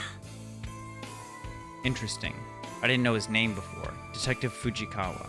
Not exactly the type I want to cross. Noriko's shoulders slump. Poor Kenji. I wonder why he got it right. A flicker of realization flashes across her face. Within a split second, Noriko's defeated expression gives way to a hideous, wicked smile. Her eyes narrow and shrill laugh pierces my ear. She lost her shit again. Oh, that's fantastic. Don't know if she's lost the plot or if she's figured something out. All those precautions I took, all that preparation, it finally paid off! Spill it. What are you talking about? Okay. Right. Listen carefully. When this all started, when Corpse Girl first told me to start killing. Oh yeah, she's fucking nuts. She's nuts. When Corpse Girl first told her, I thought she was Corpse Girl. That's what she's always referring to herself as. I knew that running the website from my apartment was a risk. I wonder if Corpse Girl is her mom. She talks about her mom and how she looks like her mom and all this other stuff. I knew accessing the database of the deceased could be tracked by anyone watching me. I took certain measures to protect myself. To protect Corpse Girl's work. What did you do? I pinned everything on Kenji Ogawa. I used his internet service, his Wi-Fi. I used his address for registering my website. Bruh. I used his name for every service I signed up to. Yo, it went so much deeper than using the Wi-Fi. Everything I did created a trail of breadcrumbs that would point to Kenji in the event that the authorities ever came looking for Corpse Girl. Yo. Devious. Cunning. Noriko planned everything from the start with a great amount of forethought. More concerning is the fact that she wasn't afraid to throw her neighbor to the wolves in order to save her own skin. Still, if I take Noriko at her word, this rules Kenji out as the mastermind behind the human removal service. He couldn't be the herald that Junpei Matsumoto spoke of. He was just a scapegoat. Wrong place, wrong time. Clever. I'm impressed. Thank you. It finally paid off. The police will either treat Kenji as the culprit, or release him once they figure out he's not who they're looking for. Either way, they'll be back to square one. And I'm off the hook. Jesus. Sure, if you say so. Hmm? That's all well and good, but we've been conducting a lot of work recently, since you stopped living in your apartment. What's your point? Been logging into Corpse Girl's website from here, from the factory. You've been accessing that database of the deceased, too. Don't you think if the authorities trace that, they'll just come looking for you here? I'm using my cell service to connect to the web. Yes, that is the problem. I'm not using a dedicated internet connection. And I'm running my connection through a proxy to mask my IP address. That can't be traced, right? I shake my head. I'm pretty sure it can be tracked. Not my area of expertise, though. No. But I'd be cautious if I were you. The cops will figure out Kenji's not guilty soon enough. Just you wait. A normal guy like that, he won't be able to give them any of the information they're looking for. Wouldn't be surprised if he gets released before the weekend. So? Hitting a dead end like that will only enrage the police. Especially that detective, Fujikawa. Yo, Kojiro knows. Don't you think they'll redouble their efforts after that? They'll surely do whatever it takes to catch the true culprit. Yeah, sure, I hear you, but Corpse Girl really isn't the one they're looking for. The human removal service is behind most of the recent deaths. They don't know that. They only have eyes for Corpse Girl. Yeah, because you put your website on every cadaver. You made her famous. Made her known in every household across Tokyo. She's as much at fault as the human removal service. And you know it. If they catch you, let's just say you won't be let off the hook so easily. Noriko folds her arms across her chest angrily. Not my fault she doesn't want to hear the truth. This whole conversation has given me a headache. All my assumptions on the identity of the Herald led me to a brick wall. But I did glean one interesting piece of information from Noriko's words. A phrase that loops within my mind verbatim. When Corpse Girl first told me to start killing. I rubbed my chin and thought, yo, what if the Herald is Corpse Girl? The Herald is actually like Mega Corpse Girl. And told her to create Corpse Girl and start murdering people. What if that's the actual story? The guy that's playing the Herald is the one that told her to start killing. Because it sends like a letter, right? And it's like, do this, this, this, this, this. Gotta go. You good here? Noriko drains the rest of her coffee and tosses the can aside. Yeah, I'm fine. Right. Later then. Noriko doesn't speak another word. I leave in silence.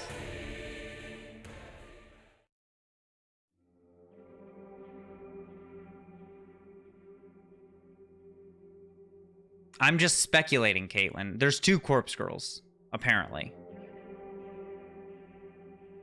There's 2. There's a copycat, and they're way more successful than us.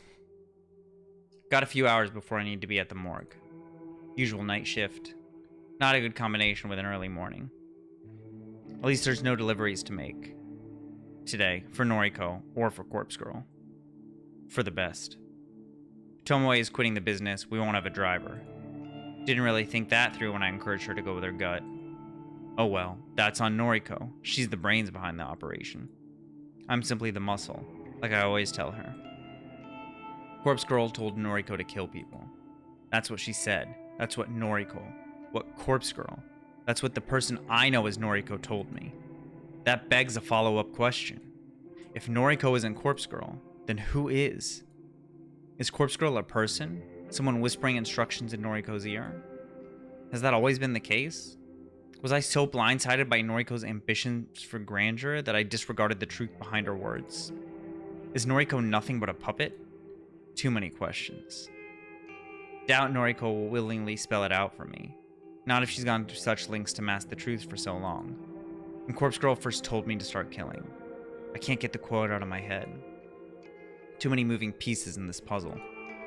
Noriko, Corpse Girl, the Human Removal Service, the Herald, Junpei Matsumoto, Kenji Ogawa. Too many assumptions, too many shadowy figures. Makes me angry. I don't like it when I don't understand something. I'm clever, sharp, like to know everything. Like to predict what's going to happen next. Like to remain one step ahead of everyone I know. Right now, I feel 3 steps behind. Behind Noriko, behind whatever Corpse Girl is. Maybe Tomoe has the right idea. Maybe getting out of this situation is for the best. Though, could I really make a clean break? Could I really just walk away? Noriko isn't afraid to play dirty. That has become increasingly more evident, especially with the Kenji situation. If I walked, would I have to be on guard for the rest of my life? Would I have to be cautious of every shadow that flits in the darkness? Would Corpse Girl come to claim me as her own? That begs the question. If Tomoe quits now, will Noriko try and buy her silence with blood?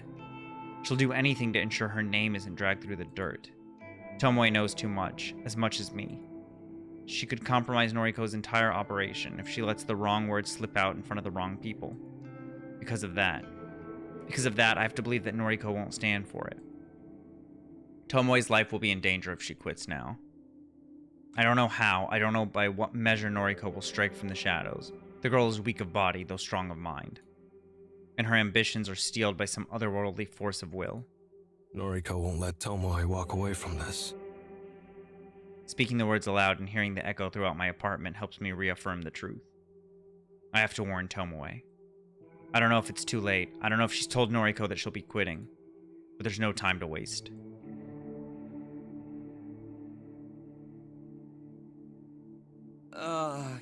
Can I help you? Yo, Shinya! Tomoe in? She's, are you a friend of hers? Yeah.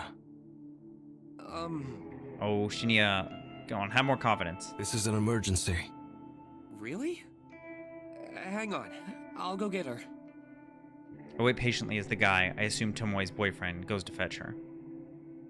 It's fairly late now, the sun is setting. I might miss the start of my shift at the morgue. This is more urgent. Kojiro? What the fuck are you doing here? Need a word. How'd you get my address? You know what? I'd rather not know. Tomoe, who is this guy? Why does he smell like... Long story. Is he bothering you? Should I take care of him? Not gonna happen, Shinya. My nostrils flare a little as I choke back a laugh. This guy's pretty scrawny. I'm no martial arts champion, but I find it hard to believe he'd pose a threat to me. Nah, it's all good. He's harmless, mostly. I see. He flashes me an untrusting glare. Need to talk. It's important. Fine, come in, come in. Him. I point a finger at the boyfriend. He needs to go. Seriously? Yes, come on. What do you think I'm here to talk about? Ugh. Yeah, fair point. Yo, how is Tomoe gonna explain this shit? Shinya, can you, clear off for a bit? Tomoe, I want to know what's going on here. Just who is this guy? Is he an ex-boyfriend of yours? Just say yes. Because I'll fight him. You just watch me. No need for that. Not here to steal your girl. Just listen to him, Shinya. You've no need to worry. Fine then. I can tell when I'm not wanted. Damn, he's crying. If anyone needs me, I'll be outside. The boyfriend storms off like an upset toddler, and I finally allow myself to crack a smile. What a catch. Shut up. You don't know him like I do. Okay. Tomoe shuts the front door, leaving us alone in her apartment. So what the fuck is this all about? Need to know. Have you told Noriko you're quitting? Nah, not yet. Don't. Surely you could have asked me that over noise. Proms. Thought you might be in danger already. Danger? Why? Have a theory. Reckon Noriko will cut us up if we leave our merry band. Nah. Noriko and I are besties. She wouldn't hurt me. Poor naive Tomoe. Don't act so certain. Noriko will do anything to protect herself. That neighbor of hers, the guy that got arrested, she set him up from the very start. Made him take a fall so she wouldn't become a suspect. You're shitting me. Dead serious. No, he's not dead, comedy. And Take a moment to consider the best way to announce my next theory. don't think Noriko's working alone. Tomoe simply frowns at what I consider to be a startling revelation. Well, of course she's not. We're working with her. Guess I didn't explain it well enough. Not what I meant. Noriko. Noriko may not be the ringleader here like we assumed. She said, and I quote, "When Corpse Girl first told me to start killing," end quote. Tomoe's silent contemplation convinces me that I'm onto something. Something that neither of us had stumbled upon previously. Well, shit. I thought Noriko was Corpse Girl. She always calls herself that. In fact, she even admitted it to me once. Yeah, I remember it. I agree, Omni. I kinda suspected it and I asked her about it, and she confirmed it. I hope they don't die. Sure about that? Well, pretty sure, yeah. Interesting. Now I'm starting to doubt myself. Corpse Girl could be a split personality. I could see that. Don't sweat it. Noriko does refer to herself as Corpse Girl. I'm sure of it. Right? I thought so. But I'm still uneasy about it. Someone convinced her to start killing, and she seems to think it was Corpse Girl. It could be her mom. She talks about how she looks like her mom, she wants to be just like her mom, all this other stuff. Ugh. I don't get it. Neither do I. But I'll get to the bottom of it. Right. For now, for your own safety, don't tell Noriko you're quitting. True. Seriously? I don't know how she'll react. What a drag. I really don't want to do this anymore. Be patient. Give me a bit of time. Or just off Noriko. You sure you can sort this out? Yeah. She's frail. I'm not exaggerating my confidence. I'm determined to learn the truth about Noriko and the identity of Corpse Girl. Maybe I can figure out why this all started. Why Noriko is so intent on continuing down her path of destruction. Leave it to me. Thanks. Later then. I make my way to the front door and swing it open. Slightly startled when a heavy form stumbles into me. Oh, the dad! The dad! The dad! Oh, never mind. With the ear pressed up against the door, Tomoe's boyfriend couldn't avoid falling forward as the door opened. I look down at him sprawled on the floor, groaning. You okay? He'll be fine. Get up, Shinya. He clambers to his feet and dusts off his trousers. I was, Gotta go. Bye. Don't have time for this. I push past him and make my way out of the apartment complex.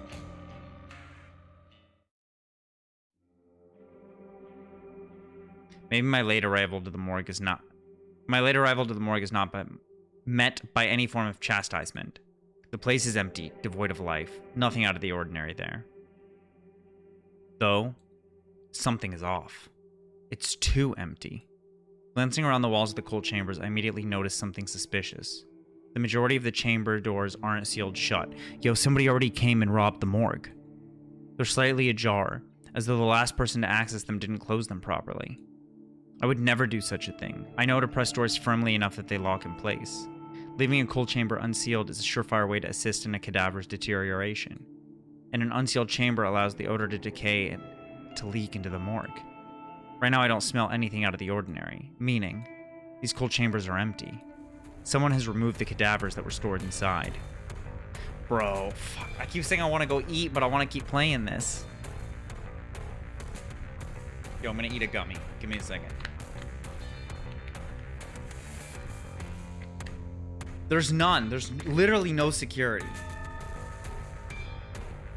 Literally none. It's actually wild.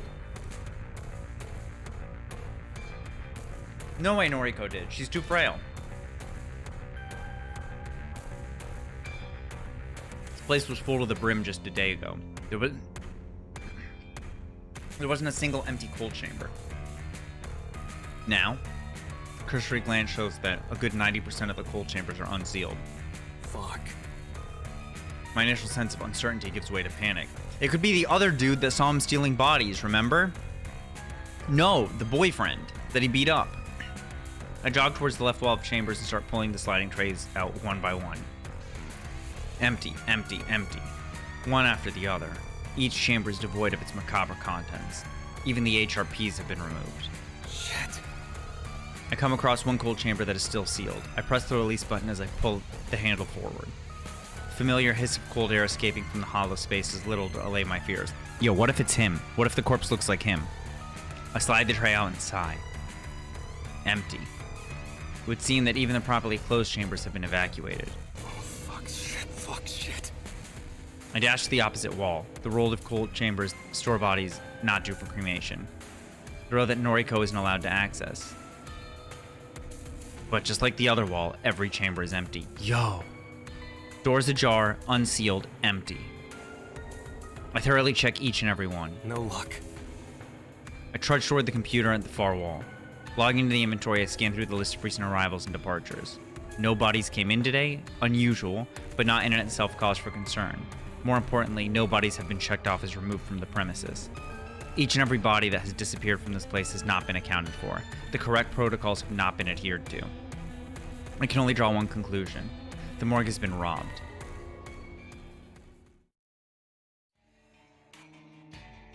Sorry to rock up so late. It's fine. I was awake. Okay. Bad news. Hit me. Morgue's been plundered. Plundered? What, are you a pirate now? Hi, Red's wife. Wait, your tone. You're not joking. No. Explain. All the cadavers have been stolen. Cold chambers are completely empty. Shit. Fuck! He better reported that to his job. Yeah, my thoughts exactly. How could you let this happen? Me? I'm no security guard. Don't put this on me. How am I supposed to acquire corpses now? Noriko losing her shit. How the fuck am I supposed to appease Corpse Girl? Oh my god, it's coming, it's coming! Despite the fact that she's having a Noriko moment, I don't miss the fear in her voice. Appease Corpse Girl. Not something you'd say if referring to yourself. She's clearly referring to someone else, some other being. Time to put her on the spot. Sick of always being 3 steps behind. Who's Corpse Girl? What? Who is she? Don't act dense. I'm Corpse Girl. If you're trying to be funny, it isn't working. Now isn't the time. We've lost everything, Kojiro. Yo, the other guy's working for Corpse Girl too. I've got a couple of bodies here at the factory, but they're allocated to victims already. If Corpse Girl gets any new requests, we won't be able to fulfill them. There, you did it again. You referred to Corpse Girl as another person. Can you stop messing around? Don't you see how serious this is? I do. I do. I see how serious this entire situation has become. Noriko is delusional. She refers to Corpse Girl both as herself and as another person. She pays no heed to the difference in her words, even when called out on it. She doesn't seem to be aware that she's doing it. Could be a personality disorder. Can't place blame on her if that's the case. But I think it's more than that. She believes she's being guided or goaded by Corpse Girl, forced to achieve her ambitions. There's more to it than a personality disorder. Something I'm not seeing. So, what do we do? What can we do? You'll have to break into another morgue. Start stealing corpses for me. No. What do you mean, no? Don't say no to me. I'd do just about anything for you. But sometimes, you need to know when to call it. Yo. There's no moving forward from here. Yo.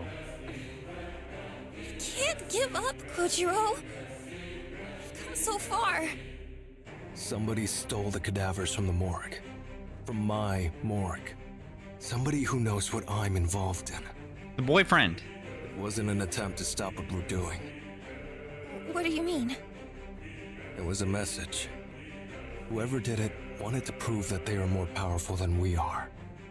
Pulling several hundred stiffs from a morgue, all at once, without getting busted? That's something even we couldn't achieve. Someone knows our operation, inside and out. Someone knows what we do and how we do it. And they wanted to prove that they can do it better. The human removal service. Who else? Damn it. Hope you can see the truth now. We can't continue with them in the picture. You're right. Our next move is to destroy them. Destroy the Herald. Oh shit. That wasn't exactly what I was getting at. I was only trying to discourage Noriko from continuing with her operation. What do you propose?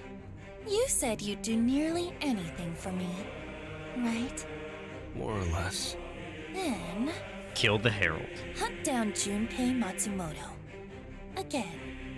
He needs to reveal the identity of his leader, the Herald. Right. Didn't work so well last time. Can't forget that night. Had the guy beaten and bruised on the ground. Stubborn pup. You were interrupted last time. Aoi got in the way, didn't she? Yeah. Tried to defend her boyfriend. You need to extract information from Junpei at any cost. When you're done, kill him. I have no problem with that. But if Aoi is present again, I'll have to back down. A few seconds of silence makes me ponder if Noriko still has her head in the conversation. I'm about to repeat myself when she finally speaks. If Aoi interferes, kill her. Bro! Noriko! She's completely lost it. And just like that, Noriko's true heart is revealed. She will stop at nothing to achieve her goals. I was right to fear for Tomoe's life earlier. I was right to fear for my own. If Noriko will cut down her best friend in the world, then she will show no mercy to anyone else. This kind of resolve, this steel-hearted determination, I can't help but admire it. Kojiro, stop! I respect Noriko. Stop! If I do this for you, I want something in return. He's gonna ask for Tomoe's freedom. What? Be with me. Oh, never mind. He asked for sex. You still want me? I've never wanted you more. Jesus Christ. Just turn away. Just dude, for a second past, there was a glimmer of hope in my mind. A glimmer, just a tiny, tiny little glimmer. I'm in love with you, Noriko. In case that wasn't clear before. The emaciated goth girl's not worth it. Leave. Okay. Okay. That's it. Take care of this issue for me, and you can call me yours. I'll be your girlfriend, or your wife, or your mistress. Whatever you want. My heart will be yours. That's all I wanted to hear. All I needed to hear. I don't want to be alone anymore. I don't want to feel lonely. Noriko, Shizuko, even Tomoe, it doesn't matter. I just want somebody to love me, to hold me. Okay. I'm on it. Leave it to me. Thank you, Kojiro. I'm putting my faith in you. I step back, turn around, look up, stare at the stars in the pollution-clouded sky. When we get together, perhaps we can live in Noriko's apartment. My old place. It'll be like coming home after a long absence. Noriko will replace Shizuko in my heart, and life will go on.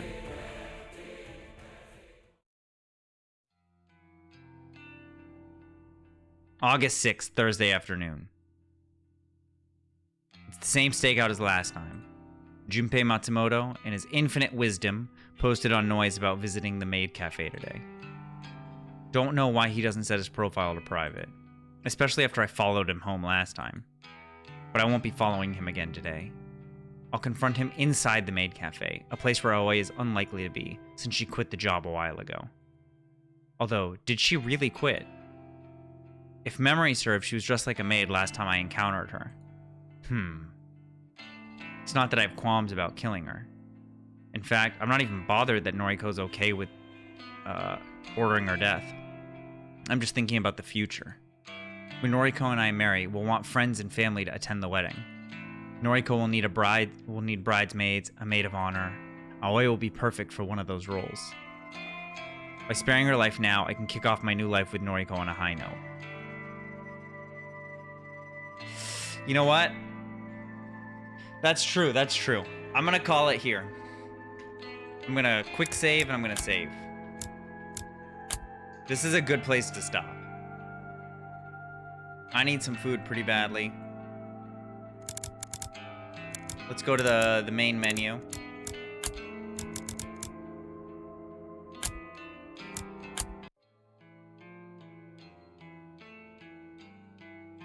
Nothing's changed. We get any new gallery items? We got a... Oh, yeah. This is the murder scene you missed, Omni. Dead.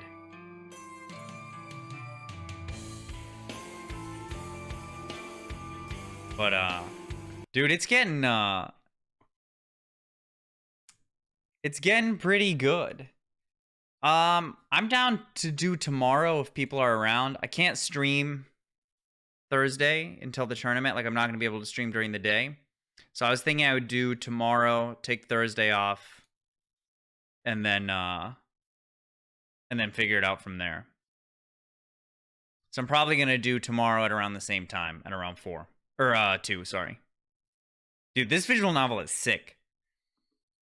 At first, I was like, it's kind of mid. And then, like, the farther we get into it, the sicker it gets. And I'm, like, resisting the urge to... It's actually hard for me to resist the urge to, like, just play through off stream. But I'm having such a good time, like, figuring it out on stream with chat that, like, I'm just, like, holding on to it. But, yeah. So I'm going to do tomorrow at 2 again, and then I'm going to be off Thursday, and then I'll figure out about Friday. But yeah, I gotta figure out who it is. I think her mom could be involved, because she talks about her mom a lot, and how her sister, like, abandoned her mom, all that other stuff. But, on that note, I'm starving, so I'm gonna get food. I see Defi is streaming, so I'm gonna send everybody to Defi.